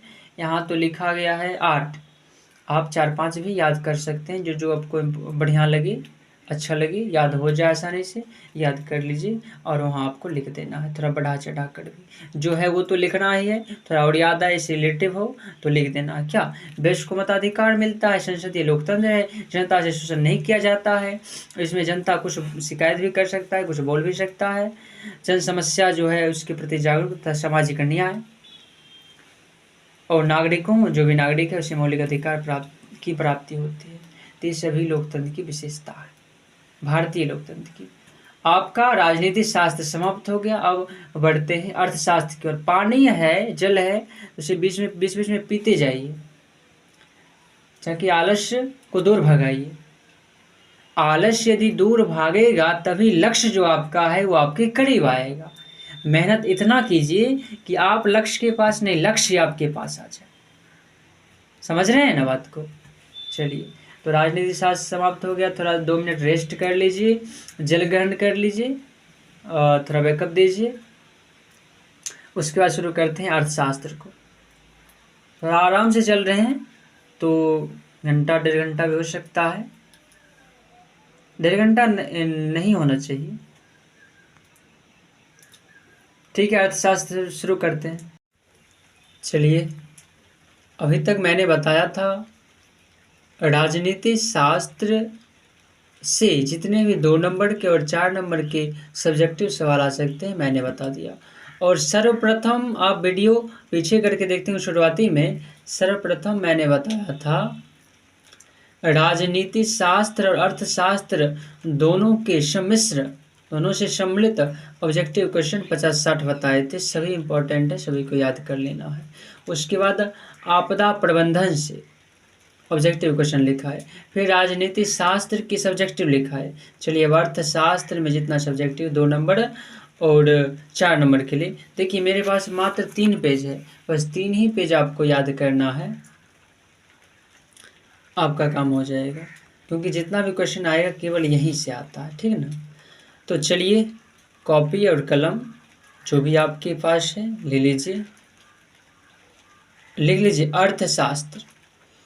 2 अंक के लिए तथा 4 अंक के लिए बताएंगे ना। हाँ, 2 अंक के लिए भी आता है, 2 क्वेश्चन, 3-4 देगा, उसमें 2 क्वेश्चन बनाना रहेगा। देखिए, सर्वप्रथम अर्थशास्त्र आपका विषय है, तो हम जानेंगे कि आखिर अर्थशास्त्र जो सब्जेक्ट है किसे कहते हैं अर्थशास्त्र। तो अर्थशास्त्र आपको मालूम होना चाहिए कि सामाजिक विज्ञान की ही शाखा है, जिसके अंतर्गत हम किसी देश की आर्थिक क्रियाओं, अर्थव्यवस्थाओं तथा अन्य अर्थव्यवस्थाओं से जुड़े संसाधनों का अध्ययन करते हैं, अर्थशास्त्र कहलाता है। अर्थशास्त्र में हमें मुद्रा के विभिन्न प्रकारों, मुद्रा के कितने प्रकार हैं, किस देश में कौन सी मुद्रा चलती है, उसके विभिन्न प्रकारों तथा उनके उपयोग का समुचित ज्ञान हम प्राप्त किए थे अर्थशास्त्र में। तो एक बार क्लियरली आराम से पढ़ लेना है कि सामाजिक विज्ञान की वह शाखा जिसके अंतर्गत हम किसी देश के आर्थिक क्रियाओं, अर्थव्यवस्थाओं तथा अन्य अर्थव्यवस्थाओं से जुड़ी संसाधनों का अध्ययन करते हैं, अर्थशास्त्र कहलाता है। अर्थशास्त्र में मुद्रा के विभिन्न प्रकारों तथा उनके उपयोगों का समुचित ज्ञान प्रदान करता है। देखिए, अर्थशास्त्र हमें पता है कि सामाजिक विज्ञान की शाखा है और इसके अंतर्गत हम क्या पढ़ेंगे, तो आर्थिक कड़ियाँ मतलब किस देश में अर्थ से, पैसा से क्या क्या कार्य हो रहा है, उसकी अर्थव्यवस्था कैसे चल रही है, अर्थव्यवस्थाओं से जुड़े जितने भी संसाधन हैं सभी का अध्ययन करेंगे। तो इस सब का जो अध्ययन करते हैं जिस सब्जेक्ट में, उसे तो अर्थशास्त्र कहते हैं। और अर्थशास्त्र में मुद्रा के बारे में पढ़ते हैं, उसके विभिन्न प्रकार के बारे में पढ़ते हैं, उसका उपयोग कैसे करें वो पढ़ते हैं। तो यही सब को मैंने अब शब्दों में सजाकर आपके लिए लिख दिया है, आराम से लिखकर याद कर लीजिए। चलिए अगला क्वेश्चन बहुत ही इम्पोर्टेंट है, स्क्रीनशॉट आप लेना चाहते हैं तो ले सकते हैं या आराम से लिख लीजिए वीडियो को रोक कर। तो एटीएम क्या है, दूसरा क्वेश्चन आपको देगा 2 नंबर के लिए देता है, एटीएम क्या है, तो अर्थव्यवस्था की वह प्रणाली जिसमें प्लास्टिक के छोटे से कार्ड पर अंकित सूक्ष्म संकेत के आधार पर किसी समय तथा कहीं भी निर्धारित बैंक के केंद्र से पैसे निकालने की सुविधा प्रदान की गई हो, एटीएम कहलाता है। एटीएम जो है अर्थव्यवस्था की ही प्रणाली है जिसमें प्लास्टिक का छोटा, आपको पता ही होगा, प्लास्टिक का छोटा कार्ड रहता है, उसमें अंकित सूक्ष्म संकेत कुछ संकेत रहता है ना, उसी के आधार पर हम किसी भी समय, रात हो दिन हो, 24 घंटे तथा कहीं भी निर्धारित बैंक के केंद्र से पैसे निकालने हम निकाल सकते हैं। इस सब की सुविधा जिसमें होती है उसे एटीएम कहते हैं।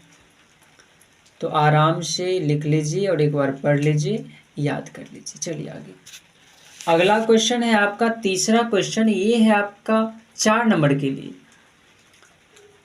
अर्थव्यवस्था क्या है 4 नंबर के लिए। तो किसी देश के द्वारा किया गया पूर्ण रूपेण आर्थिक व्यवहार अर्थव्यवस्था क्या कहलाता है।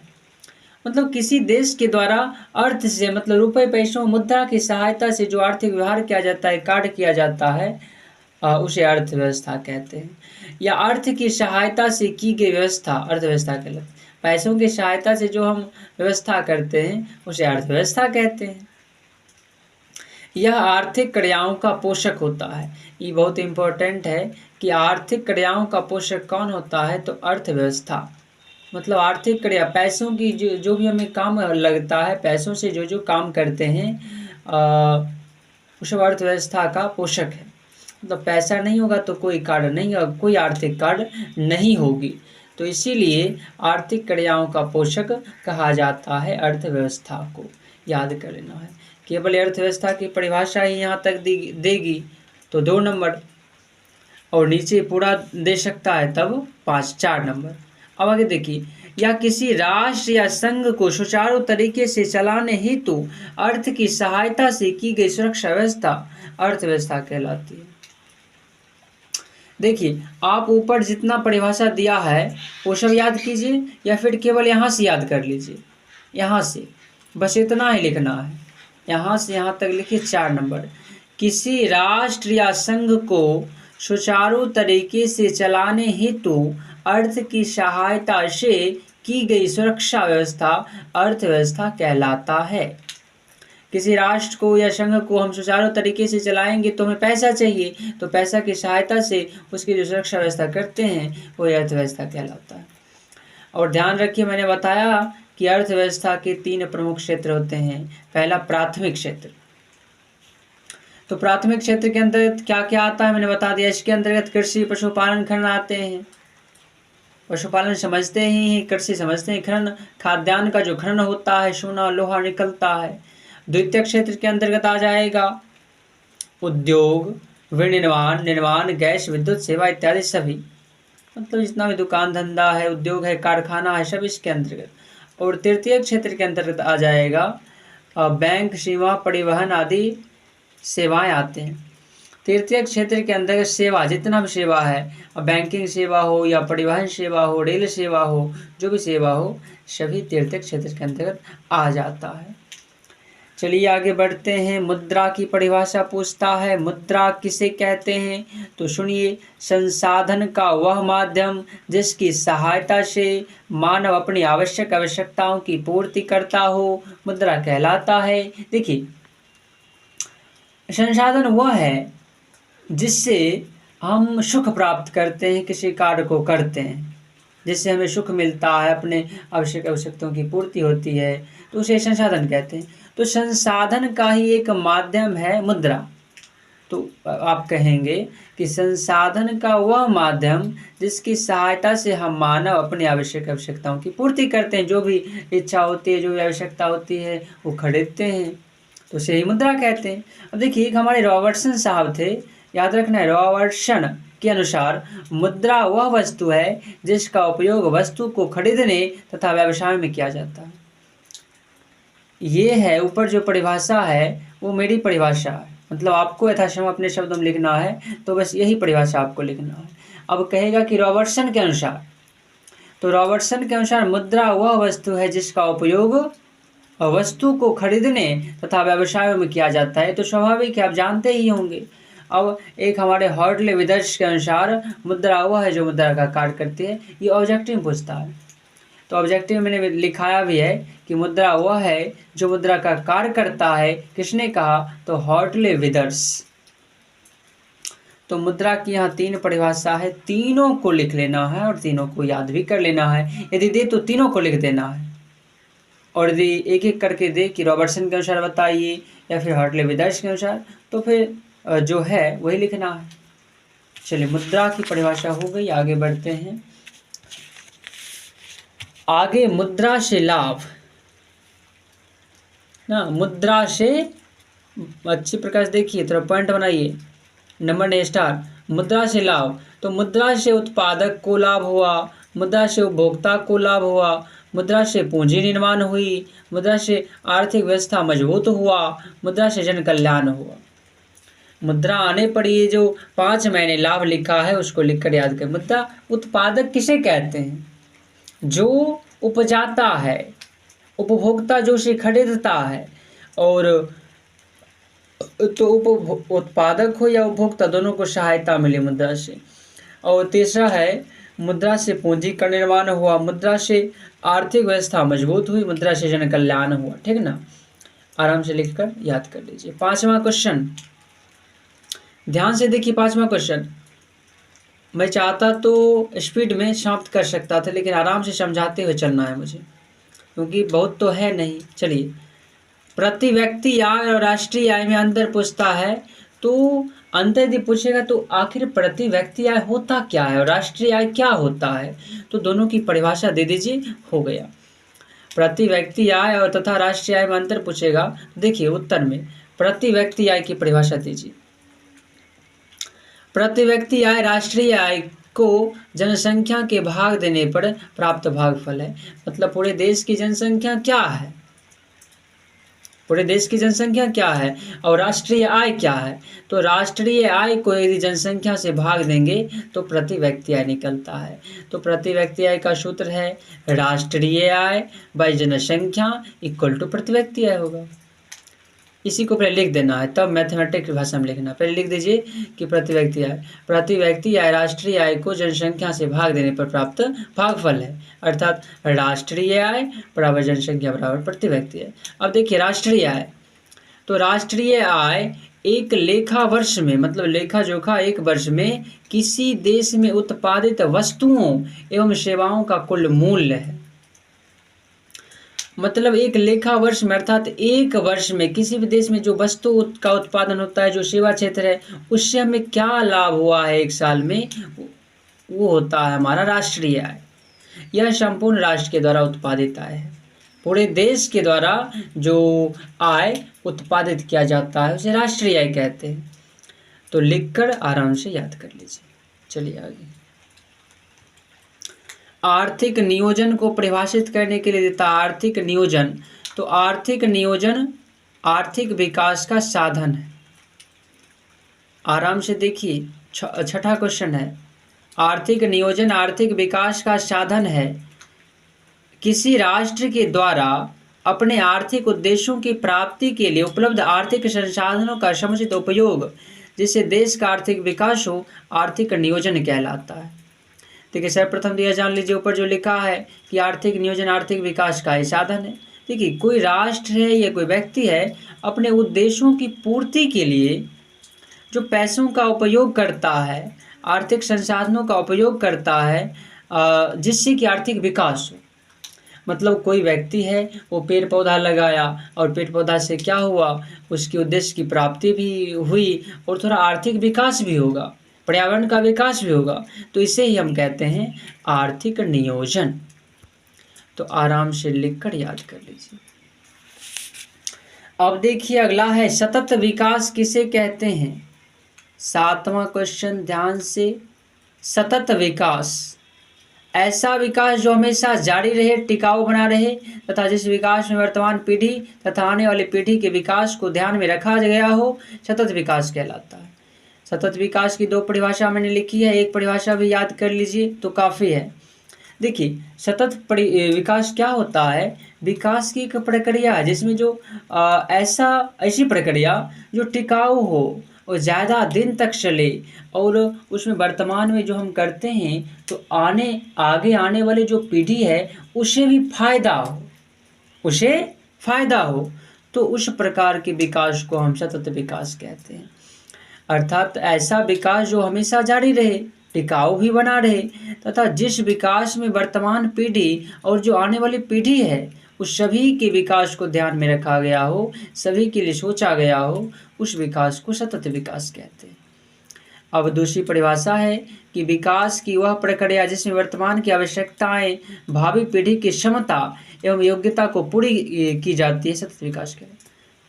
मतलब विकास की एक प्रक्रिया है सतत विकास, जिसमें क्या होता है कि वर्तमान में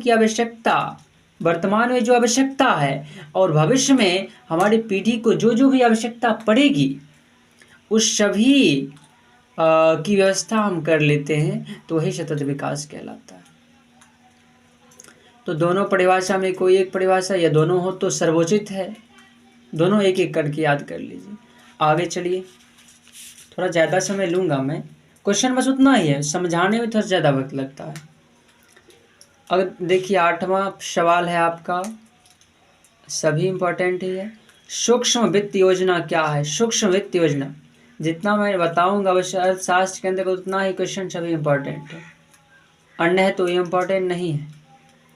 तो जितना मैं कहूँगा उतना लिख लीजिए। ये 3 पेज जो है बस अर्थशास्त्र आपका समाप्त हो जाएगा। ऑब्जेक्टिव तो मैंने करा ही दिया। देखिए सूक्ष्म वित्त योजना क्या है। आर्थिक प्रक्रिया का वह स्वरूप जिसके द्वारा सूक्ष्म वित्त संस्थाएं निम्न आय वाले वर्ग के व्यवसायियों जो कमज़ोर हैं, जिनकी आर्थिक व्यवस्था दयनीय है, उनको सस्ती ब्याज दरों पर ऋण उपलब्ध कराया जाता हो, सूक्ष्म वित्त योजना कहलाता है। सूक्ष्म वित्त योजना का तात्पर्य होता है यदि कोई गरीब है, मतलब कोई वस्तु नहीं खरीद सकता है, तो उस योजना के तहत जो गरीब है, जो सामान खरीदने में अक्षम है, उसे हम कम रुपयों में सस्ती ब्याज के दर पर उसे ऋण देते हैं। किसी को बहुत ज़्यादा ऋण चाहिए तो हम उसे ऋण देंगे, लेकिन जो ब्याज है ब्याज दर बहुत कम देंगे, बहुत सस्ता दे देंगे। तो यही योजना सूक्ष्म वित्त योजना कहलाता है। लिख लीजिए, मैंने जो समझाया उसे समझ लीजिए और याद कर लीजिए। देखिए ये वाला नहीं याद होता तो मैंने जो बोला हूँ बस वही है उसका तात्पर्य, आप बस उसे शब्दों में सजाकर लिख दीजिए। मैं भी वही किया हूँ, शब्दों में सजाकर बस लिख दिया हूँ। अब देखिए बहुराष्ट्रीय कंपनी, तो ऐसी कंपनियां जो किसी देश की कंपनी की तुलना में एक से अधिक देशों में वस्तुओं एवं सेवाओं के उत्पादन में संलग्न रहती है, बहुराष्ट्रीय कंपनी कहलाता है। बहु मतलब अनेक, तो बहुराष्ट्रीय कंपनी कहने का तात्पर्य है वह कंपनी जो किसी देश की कंपनी की तुलना में, किसी एक देश की तुलना में एक से अधिक देशों में अपने वस्तुओं और सेवाओं का उत्पादन करेगा। जो कंपनी एक देश नहीं बल्कि अनेकों देशों में अपने सामान को भेजकर उसका विनिमय करेगा और वस्तुओं का उत्पादन करेगा, मतलब अपने देश में उत्पादन करता ही अन्य देशों से भी उत्पादन करेगा, तो उस कंपनी को बहुराष्ट्रीय कंपनी कहते हैं। समझ गए। ऐसी कंपनी जो अपने देश में उत्पादन करती ही है, अन्य देशों में भी उत्पादन करता है, अन्य देशों से उत्पादन करता है, तो उसे बहुराष्ट्रीय कंपनी कहते हैं। अब आगे लिखा है इस दृष्टि से इसे अंतर्राष्ट्रीय एवं राज्य विहीन कंपनी भी कहा जाता है, इसीलिए इसे अंतर्राष्ट्रीय कंपनी भी कहते हैं। ठीक, चलते हैं आगे। आराम से लिख लीजिए। देखिए एक बार मैं मौका दे रहा हूँ, स्क्रीनशॉट ले सकते हैं 9 नंबर का और 8 नंबर का भी। चलिए 10वें क्वेश्चन की ओर। 10वां क्वेश्चन क्या है? पहले देखिए ऊपर आर्थिक क्रियाएं स्टार्ट देकर लिख लीजिए। वे सारी क्रियाएं जिनके द्वारा हमें आय की प्राप्ति होती है आर्थिक क्रिया कहलाती है। आर्थिक क्रियाएं वे सारी क्रियाएं मतलब वे सारे काम जिनके द्वारा हम पैसों की प्राप्ति करते हैं, जिससे पैसा कमाते हैं, वो आर्थिक क्रिया कहलाएगी। तो लिखकर याद कर लीजिए। चलिए 10वां क्वेश्चन। स्वयं सहायता समूह से आप क्या समझते हैं? स्वयं सहायता समूह आप ग्रुप जो लेते होंगे हमारे आसपास में, वही है स्वयं सहायता समूह। तो स्वयं सहायता समूह 15 से 20 सदस्यों का अनौपचारिक समूह होता है जो अपने बचत को एकत्र कर एक कोष तैयार करता है। इस कोष का उपयोग समूह के सदस्यों द्वारा नई व्यवसाय शुरू करने के लिए या पुराने व्यवसाय का विस्तार करने हेतु किया जाता है। इसमें समूह का कोई सदस्य कुछ समय तक के लिए ऋण ले सकता है। इस समूह की क्या सहायता है? तो ग्राम का विकास स्तर ऊंचा उठाना इसका प्रयास है। स्वयं सहायता से आप देखते होंगे कि 15-20 महिला एकजुट हो गई और सब अपने पैसों को एकत्रित कर रही है, कुछ एक अपना कोष तैयार कर रही है और किसी को आवश्यकता हुई तो सब मिलकर उसकी सहायता करते हैं।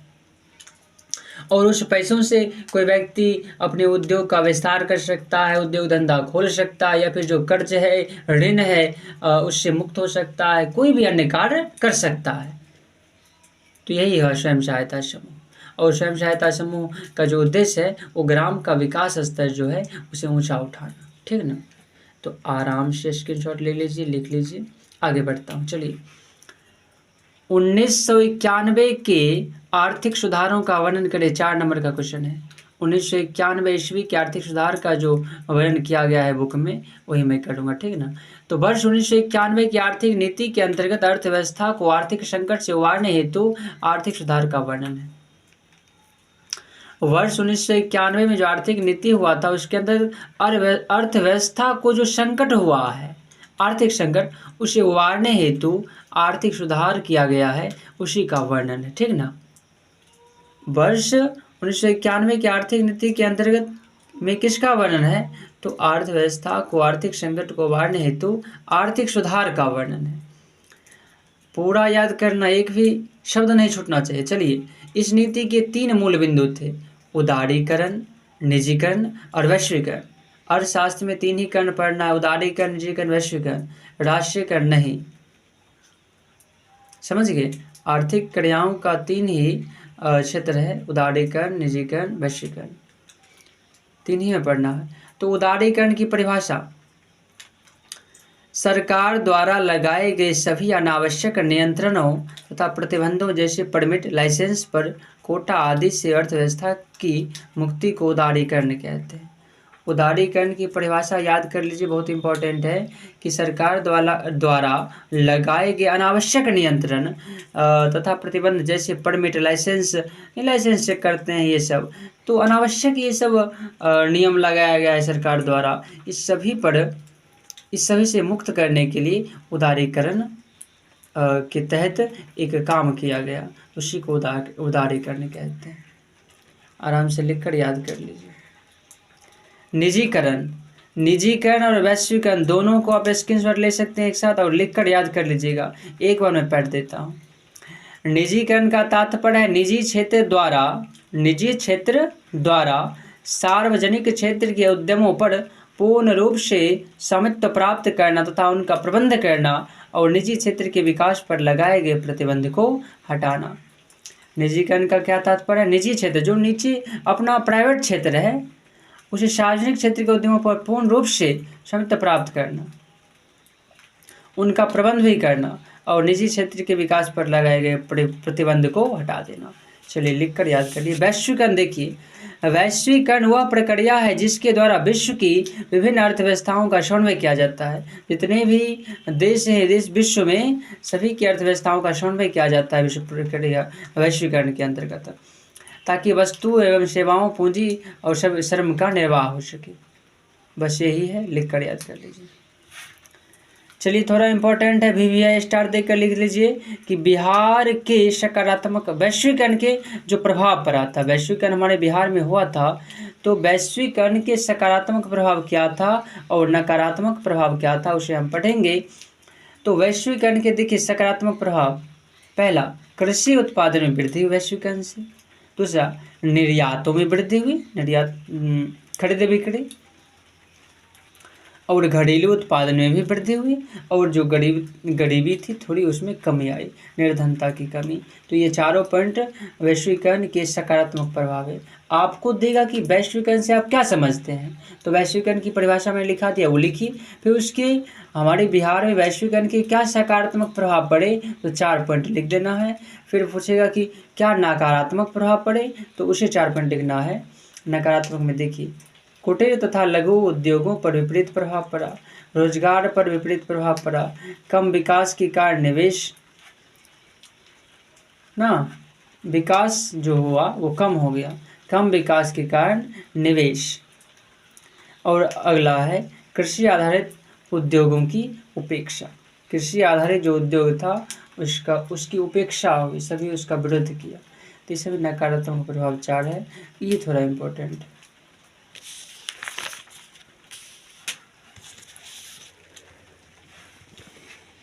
देखिए बहुराष्ट्रीय कंपनी कौन कौन है, तो Coca Cola, Samsung, Ford Motors, ये 3 ऊपर लिखा हुआ है, लिख लीजिए नोट में, बहुराष्ट्रीय कंपनी 3। अब देखिए GDP सकल घरेलू उत्पाद, सकल घरेलू उत्पाद किसे कहते हैं, किसी देश द्वारा किसी निश्चित वर्ष वस्तुओं तथा सेवाओं की सहायता से किया गया उत्पादन सकल घरेलू उत्पाद कहलाता है। बस इसे याद करना अच्छी प्रकार से। मतलब इसका तात्पर्य है कि कोई देश एक निश्चित वर्ष में एक निर्धारित कर ले, मुझे 4 वर्ष में इतना काम करना है, तो वस्तु और सेवा की सहायता से जो उत्पादन करता है, कोई भी देश 1 वर्ष या 2 वर्ष में वस्तु की सहायता से कोई कार्य करेगा ना, तो उसे सकल घरेलू उत्पाद कहते हैं। अब देखिए वस्तु विनिमय प्रणाली, वस्तु विनिमय प्रणाली है जिस प्रणाली के अंतर्गत एक वस्तु को देकर बदले में अन्य वस्तु ली जाती है, वस्तु विनिमय प्रणाली कहलाता है। पहले नहीं होता था, एक वस्तु देते थे, चावल गेहूं ले लेते थे, चीनी दिए तो दाल ले लिए, ऐसे कुछ है, दूध के बदले दही ले लिया, आटा के बदले तेल ले लिए। तो वस्तु विनिमय प्रणाली हुआ कि प्रणाली का वह माध्यम जिसमें एक वस्तु को देकर अन्य वस्तु ली जाती है। जैसे देखिए चावल के बदले गेहूँ, दूध के बदले दही और आटा के बदले तेल, VVI है। अब मौद्रिक विनिमय प्रणाली, 2 प्रणाली थी, एक वस्तु एक विनिमय, एक मौद्रिक विनिमय प्रणाली है जिस प्रणाली में कोई वस्तु खरीदने हेतु मुद्रा का उपयोग किया जाता है, मतलब अर्थात मुद्रा को देकर वस्तु खरीदी जाती है, उस प्रणाली को मौद्रिक प्रणाली कहते हैं। मुद्रा प्रणाली या फिर मौद्रिक प्रणाली, मतलब मुद्रा को दिए सामान खरीद लिए, मतलब सामान खरीदने की मुद्रा का उपयोग किया जाए तो मौद्रिक प्रणाली। ये भी इम्पोर्टेंट है। देखिए पहले वस्तु विनिमय प्रणाली ही थी, उसमें गड़बड़ होने लगा ना, उसमें कोई किसी को घाटा होने लगा, कोई दाल दिया उसे चावल मिल गया, तो चावल जिसने दाल दिया उसे तो घाटा सहना हुआ। इसीलिए वस्तु विनिमय प्रणाली में जो बराबरी का हिस्सा नहीं होता था, कोई चीनी के बदले दाल, ये चीनी के बदले क्या नमक ले लेता था, तो किसी को घाटा किसी को नफ़ा ऐसे होता था। तो वस्तु विनिमय प्रणाली में थोड़ी गड़बड़ी होने लगी, बदलाव करने में, वस्तु बदलने में, इसीलिए मौद्रिक प्रणाली का विकास हुआ। समझ गए मौद्रिक प्रणाली का विकास क्यों हुआ। अब आय की परिभाषा पढ़ लीजिए। आय किसे कहते हैं, तो श्रम तथा सेवा की सहायता से किया गया उत्पादन के फलस्वरूप जो पूंजी प्राप्त होती है उसे आय कहते हैं। अरे हम जो कमाते हैं तो क्या सेवा हुआ, कार्य करते हैं, उसके फलस्वरूप जो उत्पादन होता है उसके फलस्वरूप हम जो कमाते हैं, जो पूंजी हमें प्राप्त होती है, जो रुपये प्राप्त होता है, उसे आय कहते हैं। अरे अपने मेहनत की सहायता से हम जो पूंजी कमाते हैं उसे आय कहते हैं। बस उसे लिखकर याद कर लीजिए। चलिए ये VVI है। आय का गरीबी के साथ संबंध क्या है उसे स्थापित करने को कहता है अक्षर। तो देखिए आय का गरीबी से गहरा संबंध है। यदि किसी व्यक्ति का आय कम होता है तो उसका परिवार गरीब हो जाता है, अर्थात जीवन यापन बड़ी कठिनाई से उसकी होती है। और अज्ञानता के कारण गरीब परिवार की अगली पीढ़ी गरीब हो जाती है। यदि आय नहीं होगा तो हम भोजन कैसे कर पाएंगे। व्यक्ति गरीब हो जाता है, और जब गरीबी आती है तो क्या होता है, उसका परिवार जो होता है अज्ञानतावश मतलब पढ़ नहीं पाता है, और जब जिसका परिवार पढ़ नहीं पाता है तो उसकी आने वाली जो पीढ़ी है वो भी अज्ञान रह जाता है। तो आय मतलब कम होगा, यदि आय नहीं होगा किसी व्यक्ति के पास तो क्या क्या आ सकता है, कितनी गरीबी आ सकती है, वो सब इसमें है। अतः गरीबी को जन्म देती है। गरीबी किसे जन्म देगी, गरीबी को। तो बहुत ही इम्पोर्टेंट है, बहुत अच्छा भी है, पढ़ने मन भी लगता है। इसे लिखकर पढ़िए 2-3 बार तो आनंद आ जाएगा, बस याद भी कर लीजिएगा। अब आगे चलते हैं। बचत क्या है, बहुत ही इम्पोर्टेंट है। 4 नंबर बचत क्या है केवल पूछेगा, 2 नंबर लेकिन और आगे बचत को निर्धारित करने वाले तत्व की विवेचना करेंगे तब 4 नंबर। तो बचत, हम जो बचाते हैं, बचत क्या है, देखिए बचत की परिभाषा, आय का वह भाग जिसका उपयोग हम वर्तमान में नहीं करते, मतलब जो बचत करते उसका उपयोग हम करेंगे, उपयोग यदि कर लेंगे तो बचत कैसे होगा, मतलब आय का वह भाग जिसका उपयोग हम अभी नहीं करेंगे, वर्तमान में नहीं करेंगे, लेकिन भविष्य तथा भावी पीढ़ी को उज्जवल बनाने हेतु उसका उपयोग करेंगे। आय का वह भाग जिसका उपयोग हम वर्तमान में नहीं करेंगे लेकिन भविष्य में उसका उपयोग करेंगे, भावी पीढ़ी को उज्जवल बनाने हेतु, तथा आय के जिस भाग से भविष्य में कृषि तथा व्यवसायों का विकास किया जाता है, जो हम बचाते हैं उससे कुछ भी कर सकते हैं, पूंजी निर्माण कर सकते हैं, कारखाना खोल सकते हैं, दुकान खोल सकते हैं, कृषि का विकास कर सकते हैं, पशुपालन कर सकते हैं, तो इस सब का विकास होगा बचत से। तो आय के जिस भाग से भविष्य में कृषि तथा व्यवसायों का विकास किया जाता है बचत कहलाता है। बचत देखिए, आय जितना हम कमाए और जितना खाए, उपभोग हुआ, जितना खर्च हुआ, तो आय में खर्च घटा दीजिए, बचत निकल जाएगा। इसे भी मैथमेटिक रूप में यहाँ लिख देना है कि बचत बराबर आय माइनस उपभोग। अब देखिए बचत को निर्धारित करने वाले तत्व, बचत को निर्धारित करने वाले तत्व, आय का स्तर। आय का स्तर, अक्सर जब आय में वृद्धि होती है तो बचत का स्तर बढ़ता है। आय का स्तर बढ़ेगा तो बचत होगा कि नहीं, मतलब आय मतलब ज़्यादा हम कमाएंगे तो बचाएंगे भी ज़्यादा। तो पहला है आय को बचत को निर्धारित करने वाले तत्व का पहला पॉइंट आय का स्तर, अर्थात जब आय में वृद्धि होता है तो बचत का स्तर बढ़ता है। आगे देखिए, वो तो पहला हुआ। दूसरा तत्व ब्याज की दर। दूसरा पॉइंट देखिए, वो पहला लिखा था, दूसरा ब्याज की दर। यदि बैंक खाते पर ब्याज की दर बढ़ती है तो बचत में वृद्धि होती है, मतलब बैंक में यदि ज़्यादा हम पैसा रखेंगे तो ब्याज दर ज़्यादा बढ़ेगा, ज़्यादा पैसा आएगा तो बचत में वृद्धि होगी ना। तीसरा संपत्ति, जिसके पास अधिक संपत्ति होती है उसे बचत की कम आवश्यकता होता है। लेकिन तीसरा है, मतलब जो संपत्ति जो थोड़ा अमीर टाइप का होगा व्यक्ति, उसके पास अधिक संपत्ति होगी तो उसे बचत की आवश्यकता क्या होगी, बहुत कम होगी ना। बस लिखकर पूरा याद कर लीजिए। चलिए अगले आगे बढ़ते हैं। 17वां क्वेश्चन, बिहार के पिछड़ेपन के कारण, बिहार हमारा पिछड़ा जा रहा है, उसके क्या कारण है, तो बढ़ती हुई जनसंख्या। बहुत ही इम्पोर्टेंट है बच्चों, बिहार के पिछड़ेपन के कारण है बढ़ती हुई जनसंख्या, कृषि की निम्न उत्पादकता। जनसंख्या बढ़ रहा है जिससे क्या कहते हैं, उसके भरण पोषण में बहुत दिक्कत हो रहा है, कम ज़मीन है, कम भोजन है, कम पैसा है और खाने वाले बहुत ज़्यादा हैं, तो पिछड़ेगा ही भारत। तो पिछड़ापन के पहला कारण है, पहले कारण बढ़ती हुई जनसंख्या। दूसरा कृषि की न्यून उत्पादकता, मतलब कृषि में बहुत कम उपजाऊ होती है, कम उपजता है, तो पिछड़ापन का कारण है। तीसरा शिक्षा का अभाव, शिक्षा उचित नहीं मिल रहा है। आर्थिक स्थिति कमज़ोर, पैसों की स्थिति जो है वो कमज़ोर है। फिर प्राकृतिक आपदा हो गया, कभी सुखाड़ आ गया, कभी बाढ़ आ गया, जिससे बहुत नुकसान होता है हमें, जिसके कारण बिहार की व्यवस्था जीर्ण शीर्ण हो जाती है ना। ये सभी पिछड़ेपन के कारण है, आराम से लिखकर याद कर लीजिए, ये सभी नॉर्मली है, लेकिन 4 नंबर के लिए। अब देखिए बिहार को पिछड़ेपन, बिहार जो पिछड़ापन है बिहार का, उसे दूर कैसे कर सकते हैं। 17 नंबर में ही पहले पिछड़ेपन के कारण है और 17 नंबर में ही पिछड़ेपन के दूर करने को उपाय।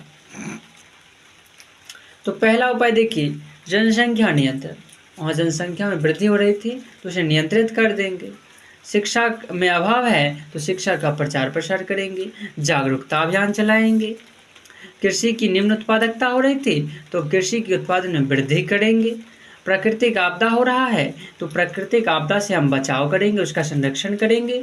फिर आर्थिक स्थिति कमज़ोर है तो आर्थिक स्थिति को मजबूत कर देंगे। अर्थात जो पिछड़ापन का कारण था यदि हम उसके विपरीत चलेंगे तो सुधार होगा। तो ये सभी लिखकर आराम से देखिए, दोनों 17 नंबर का दोनों है, पिछड़ापन के कारण और पिछड़ापन को दूर करने के उपाय। स्क्रीनशॉट लेकर आराम से लिख लीजिए, पढ़ लीजिए, याद कर लीजिए। चलिए आगे 18 बस 2 ही क्वेश्चन है, नहीं 2-4 क्वेश्चन है अभी। देखिए 18वां क्वेश्चन, आराम से बने रहिए। थोड़ा जल है तो पानी पी लीजिए, कोई दिक्कत नहीं, थोड़ा रोक कर वीडियो को, मैं तो नहीं रुकूंगा। अब देखिए, मिश्रित अर्थव्यवस्था की मुख्य विशेषता का उल्लेख मिश्रित अर्थव्यवस्था में भारत में है। तो मिश्रित अर्थव्यवस्था पूंजीवादी अर्थव्यवस्था एवं समाजवादी अर्थव्यवस्था के तत्वों के सम्मिश्रण को मिश्रित अर्थव्यवस्था कहते हैं। पूंजीवादी अर्थव्यवस्था और समाजवादी अर्थव्यवस्था के सम्मिश्रण को मिश्रित अर्थव्यवस्था कहते हैं, याद कर लीजिए। इस व्यवस्था का सबसे अच्छा उदाहरण है हमारा भारत। भारत के मिश्रित अर्थव्यवस्था की मुख्य विशेषताएं देता है। भारत के मिश्रित अर्थव्यवस्था की मुख्य क्या विशेषता है, लिखिए। 5 मैंने लिखा है, आप भी लिख लीजिए। पहला, यहाँ सार्वजनिक उद्योग उद्यम NTPS BHEL साथ साथ उद्यम चलाते हैं। मतलब यहाँ जितनी भी अपने कंपनियां हैं सभी साथ साथ उद्योग चलाएगा, कोई किसी से छेड़खानी नहीं करता है। दूसरा, मुक्त बाजार की सुविधा, कहीं कहीं मुक्त बाजार भी है। आगे, सामाजिक अर्थव्यवस्था से समाज कल्याण, समाज में जो अर्थव्यवस्था है उसे समाज का कल्याण हो रहा है। सार्वजनिक क्षेत्र पर नियंत्रण, अर्थव्यवस्था की विशेषता है हमारे भारत की कि सार्वजनिक जो क्षेत्र है उस पर नियंत्रण है, जो सरकारी है उस पर सरकार नियंत्रण रखे हुए, कंट्रोल की हुई है। अगला, जनता को भी जनता को अधिकार की प्राप्ति है या नहीं है, हो गया, यही तो हमारे भारत की विशेषता है। और भी कुछ आपको याद है तो भी लिख सकते हैं। तो आराम से 18वां क्वेश्चन स्क्रीनशॉट ले लीजिए, वीडियो को पॉज कर लीजिए, लिख लीजिए 2-4 बार, लिखिए 1 बार 2-4 बार पढ़िए, याद हो जाएगा। अगला, सहकारिता के मूल तत्व, सहकारिता के मूल तत्व। देखिए आप लिख लीजिए, एक ही दिन में कोई दिक्कत नहीं, उसे महीनों भर में आराम से याद करते रहिए। समझते हैं, एक सप्ताह में याद होगा बहुत, एक महीना में एक सामाजिक विज्ञान कंप्लीट होगा, मायने रखता है साहब, साल भर में भी नहीं हो पाता। बस आराम से लिख लीजिए और यहीं से आएगा ही क्वेश्चन, इसलिए ज़रा ध्यान से पढ़िएगा, ज़रा ध्यान से याद भी कीजिएगा और लिखिएगा भी। देखिए, सहकारिता के मूल तत्व। पहला, सहकारिता सदस्य की सदस्यता ऐच्छिक होती। सहकारिता सदस्य की सदस्यता ऐच्छिक होती है, इच्छा पर निर्भर होता है। दूसरा, इनका संचालन जनतांत्रिक व्यवस्था के आधार पर होता है, जैसा जनता कहते हैं उसके आधार पर। तीसरा, इसके सदस्य आर्थिक संचालन में भाग लेते हैं, इसके सदस्य जो होते हैं आर्थिक संचालन में भाग लेते हैं। चौथा, अपने सदस्यों को जानकारी प्रदान करना, जो भी सदस्य है सभी को बताएंगे कि हम ऐसा ऐसा करने वाले हैं। 5वां, शिक्षा एवं प्रशिक्षण देना, किसे, अपने सदस्यों को शिक्षा एवं प्रशिक्षण देना। चलिए 19 नंबर हो गया।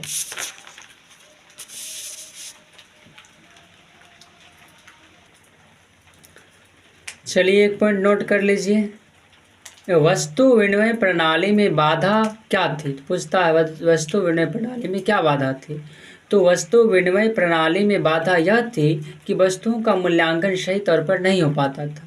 मैंने बताया पीछे भी कि थोड़ा गड़बड़ हो जाता था, कोई कम, किसी घटा, किसी को लॉस, किसी को हानि हो जाती थी। बस इसे याद कर लीजिए। देखिए 20वां क्वेश्चन, भारत में सहकारिता के विकास का वर्णन करें।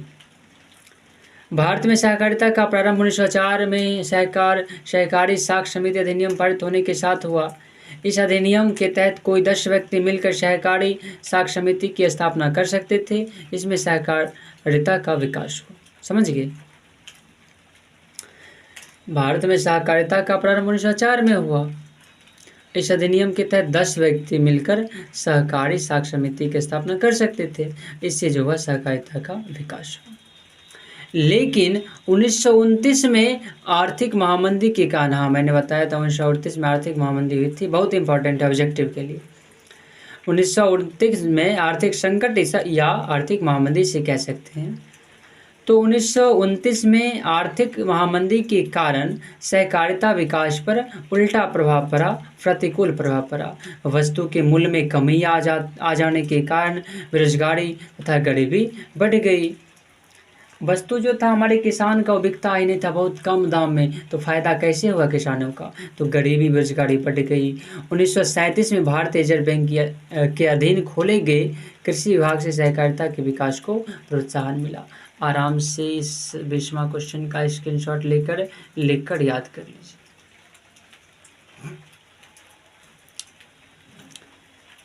थोड़ा और छूट गया था यहाँ। वर्तमान में देश की ग्रामीण साख की 1/4 से अधिक सहकारी साख समितियां प्रदान करती है इसे। चलिए 21 नंबर, उपभोक्ता के कौन कौन अधिकार हैं? हम जो उपभोक्ता है मेरे क्या क्या अधिकार है, बहुत इंपॉर्टेंट है, 4 नंबर के लिए है।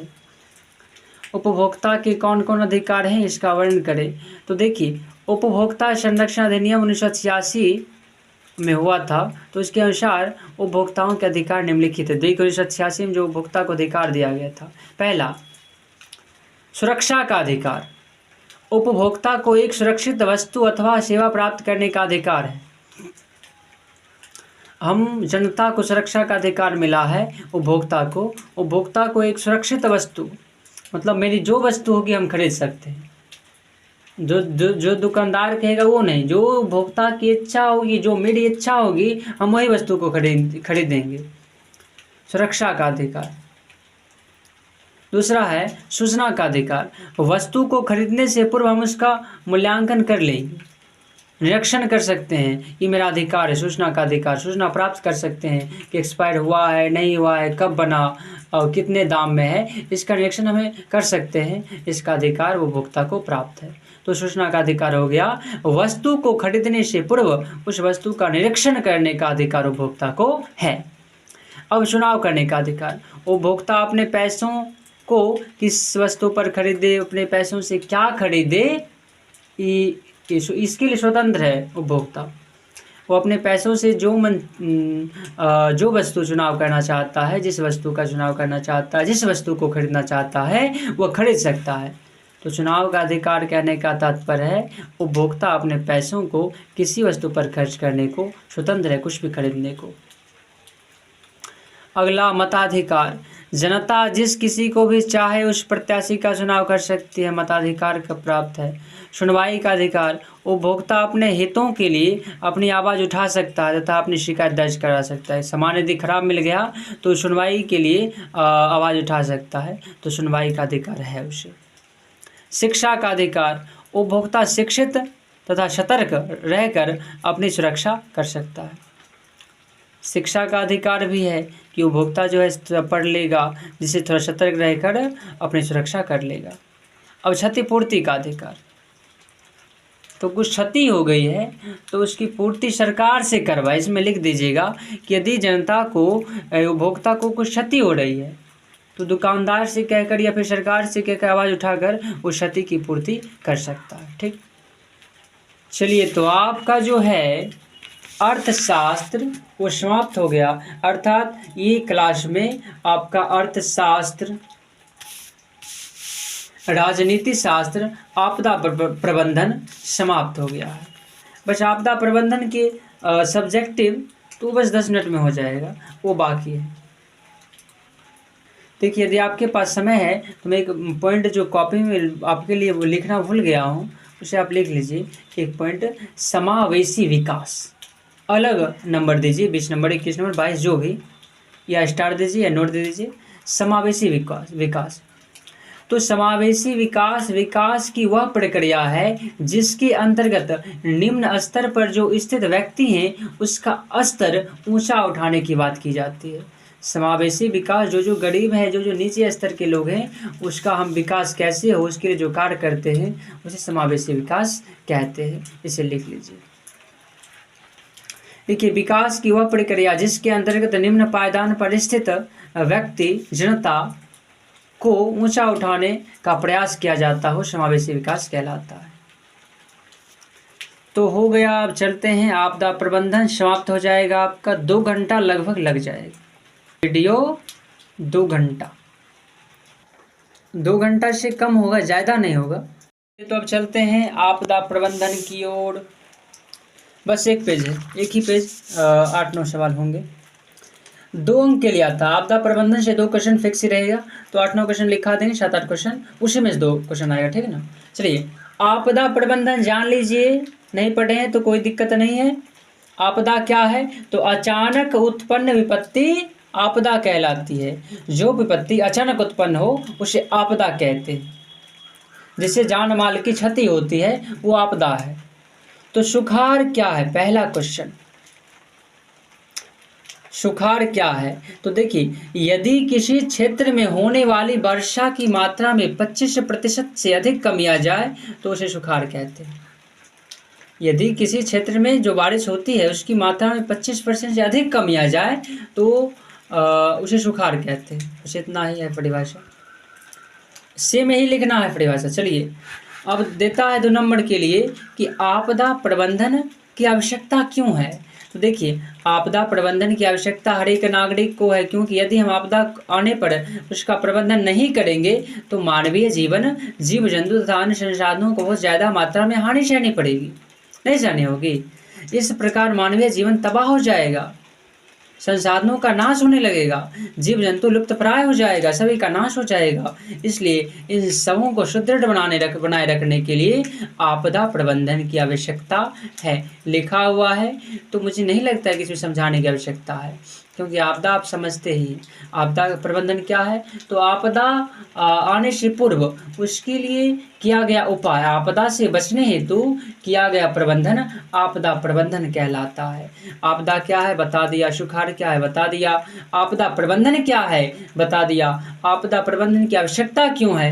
देखिए, आराम से 2 नंबर क्वेश्चन स्क्रीनशॉट लेकर और लिख लीजिए, और 2 बार पढ़िए, याद हो ही जाएगा। चलिए, 3 नंबर, सुखाड़ में मिट्टी की नमी को बनाए रखने के लिए क्या उपाय करना चाहिए।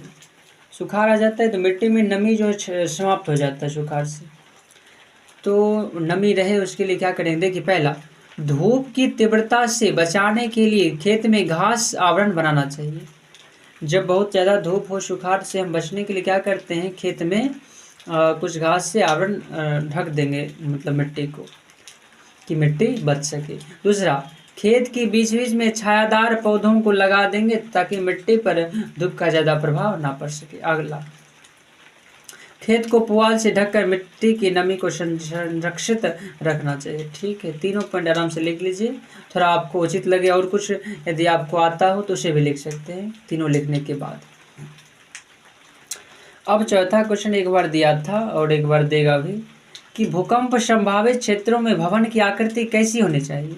तो याद रखिए, भूकंप संभावित क्षेत्रों में भवन की आकृति आयताकार होनी चाहिए। ये ऑब्जेक्टिव में भी था, एक बार सब्जेक्टिव में भी दिया था, ठीक है ना, आयताकार होने चाहिए, जिससे कि आपदाग्रस्त लोगों को भूकंप होने पर मकानों के अंदर दबने की संभावना कम हो जाती है। इसे भी लिख दीजिएगा। चलिए, भूकंप के प्रभावों को कम करने की क्या उपाय हैं। तो पहला, भूकंप रोधी मकानों के निर्माण कर, ऐसा निर्माण करेंगे जिससे भूकंप का रोधन अर्थात आयताकार भवन का निर्माण करेंगे। दूसरा, भूकंप नियंत्रण केंद्रों की स्थापना करेंगे, भूकंप नियंत्रण केंद्रों की स्थापना करना। तीसरा, प्रशासनिक सतर्कता पर बल देना, प्रशासनिक को सतर्क कर देना, इस पर ज़्यादा ध्यान देना, ठीक है ना। चलिए, हो गया, आराम से स्क्रीनशॉट लेकर लिख लीजिए। अब देखिए, बाढ़ नियंत्रण के उपाय। छठा है, बाढ़ द्वारा क्षति को कम करने के उपाय। बाढ़ आया तो क्षति कम कैसे होगा उसके उपाय, या फिर बाढ़ नियंत्रण के उपाय, दोनों एक ही होगा।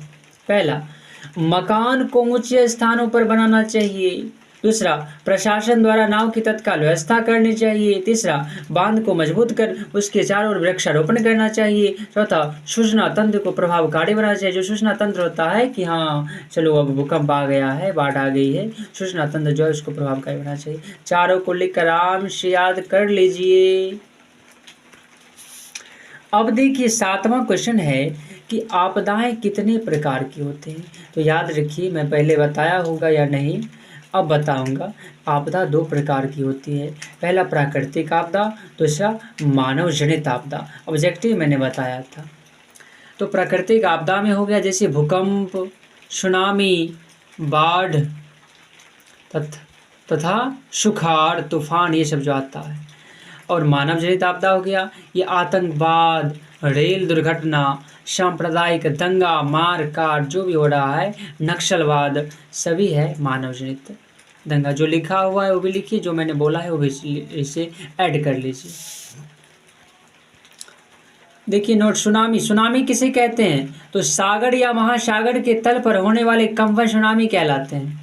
सागर या महासागर के तल पर जो कंपन होगा उसे सुनामी कहते हैं। दूसरा देखिए, बाढ़ किसे कहते हैं? अधिक वर्षा होने के कारण पूरा क्षेत्र जलमग्न हो जाता है, बांध टूटने लगता है, नदी का पानी गांव में फैल जाता है, इस अवस्था को बाढ़ कहते हैं। बाढ़ आता है तो बताओ ना बाढ़ किसे कहते हैं? उसे ही तो मैंने लिख दिया जो होता है। चलिए तो लिख कर याद कर लीजिए। भूकंप किसे कहते हैं? जब पृथ्वी की आंतरिक गतिविधियों के कारण धरातल पर अचानक कंपन होता है। धरती के अंदर जो कंपन होती है, कुछ गतिविधि होती है जिसके कारण धरती में कंपन होती है, उसी को भूकंप कहते हैं। जब पृथ्वी की आंतरिक गतिविधियों के कारण धरातल पर अचानक कंपन होता है तब इसे भूकंप कहते हैं। भू का कंपन होना, धरती का कंपित होना भूकंप कहलाता है। इसे ऐड कर सकते हैं आप। 8वां क्वेश्चन, बाढ़ के 4 कारण है। बाढ़ के 4 कारण, जितना कारण देगा केवल कारण देगा चाहे लिख दीजिए, या जितना याद रखे रहिएगा लिख दीजिए। पहला देखिए, बाढ़ आता है उसके क्या क्या कारण हो सकते हैं। पहला कारण है नदी तल पर मलबों का निक्षेपण। नदी का जो तट होता है वो हम क्या करते हैं, जो कूड़ा कचरा फेंक देते हैं जिससे नदी जल्दी भर जाता है ना। दूसरा, निरंतर वर्षा, लगातार वर्षा होगी तो बाढ़ आएगी। तीसरा, नदी में उफान आता है तो उससे भी बाढ़ आती है, पानी इधर से उधर हो जाता है। और चौथा, हिमगलन, जब वो जो बर्फ है गल गल कर गिरने लगता है तो बाढ़ आने की संभावना हो जाती है। तो चारों कारण को लिखकर याद कर लीजिए। सुनामी के 3 कारण, सुनामी के नहीं 3 प्रभाव। सुनामी की तली पर आने वाला भूकंप सुनामी कहलाता है। समुद्र की तली पर आने वाला भूकंप सुनामी कहलाता है। ऊपर भी परिभाषा लिखाए थे सुनामी की, यहाँ भी। समुद्र की तली नीचे आने वाला भूकंप सुनामी कहलाता है। इसके प्रभाव, पहला, तट पर स्थित नाव मोटर बस्तियां बर्बाद हो जाती है। दूसरा, तट पर बैठे पर्यटकों को जनमाल की हानि। तट पर जो बैठे पर्यटक मतलब देखते हैं समुद्र को, निरीक्षण करते रहते हैं, आनंद लेते रहते हैं, भ्रमण करते रहते हैं पर्यटक, उसकी जानमाल की हानि होती है, उसकी क्षति होती है। तीसरा, यह नारियल के पेड़ को उखाड़ फेंकता है। हाँ, सुनामी में ये खास बात यह है कि यदि नारियल का पेड़ इर्द गिर्द रहेगा तो उसे उखाड़ कर फेंक देगा। चलिए, आपका आपदा प्रबंधन समाप्त हो गया। 9वां क्वेश्चन लिख कर याद कर लीजिए और अब वेट कीजिए, एक वीडियो और बनाऊंगा 1.5 घंटे का, लगभग 1-1.5 घंटे। अरे लिखाने में कोई समस्या मुझे नहीं है, आपको याद थोड़ा करना होगा, स्ट्रगल करना होगा और समय निकाल कर एक एक पन्ना बस याद करिए तो 15-20 दिन में तो याद हो ही जाएगा। मतलब जो साल भर में नहीं हो पाता हो जाएगा और सभी आएगा। आपको नंबर यदि लाना है, अच्छे मार्क्स लाने हैं तो याद करना होगा, ठीक ना। और फिर अब मैं एक और वीडियो में आपको बता दूंगा जो बचा है, इतिहास और भूगोल 2 विषय बचा है, बस 2 ही। 2 हो गया, 2 पार्ट, 2-3 पार्ट, 2 पार्ट और बाकी है, 3 पार्ट हो गया। अर्थशास्त्र, राजनीति शास्त्र हो ही गया, आपदा प्रबंधन हो ही गया, तो हिस्ट्री ज्योग्राफी बचा हुआ है 2, बस 2 के लिए आप इंतजार कीजिए। तब तक इसे कंप्लीट करके रखिएगा, अगला वीडियो डाल दिया जाएगा समय पर।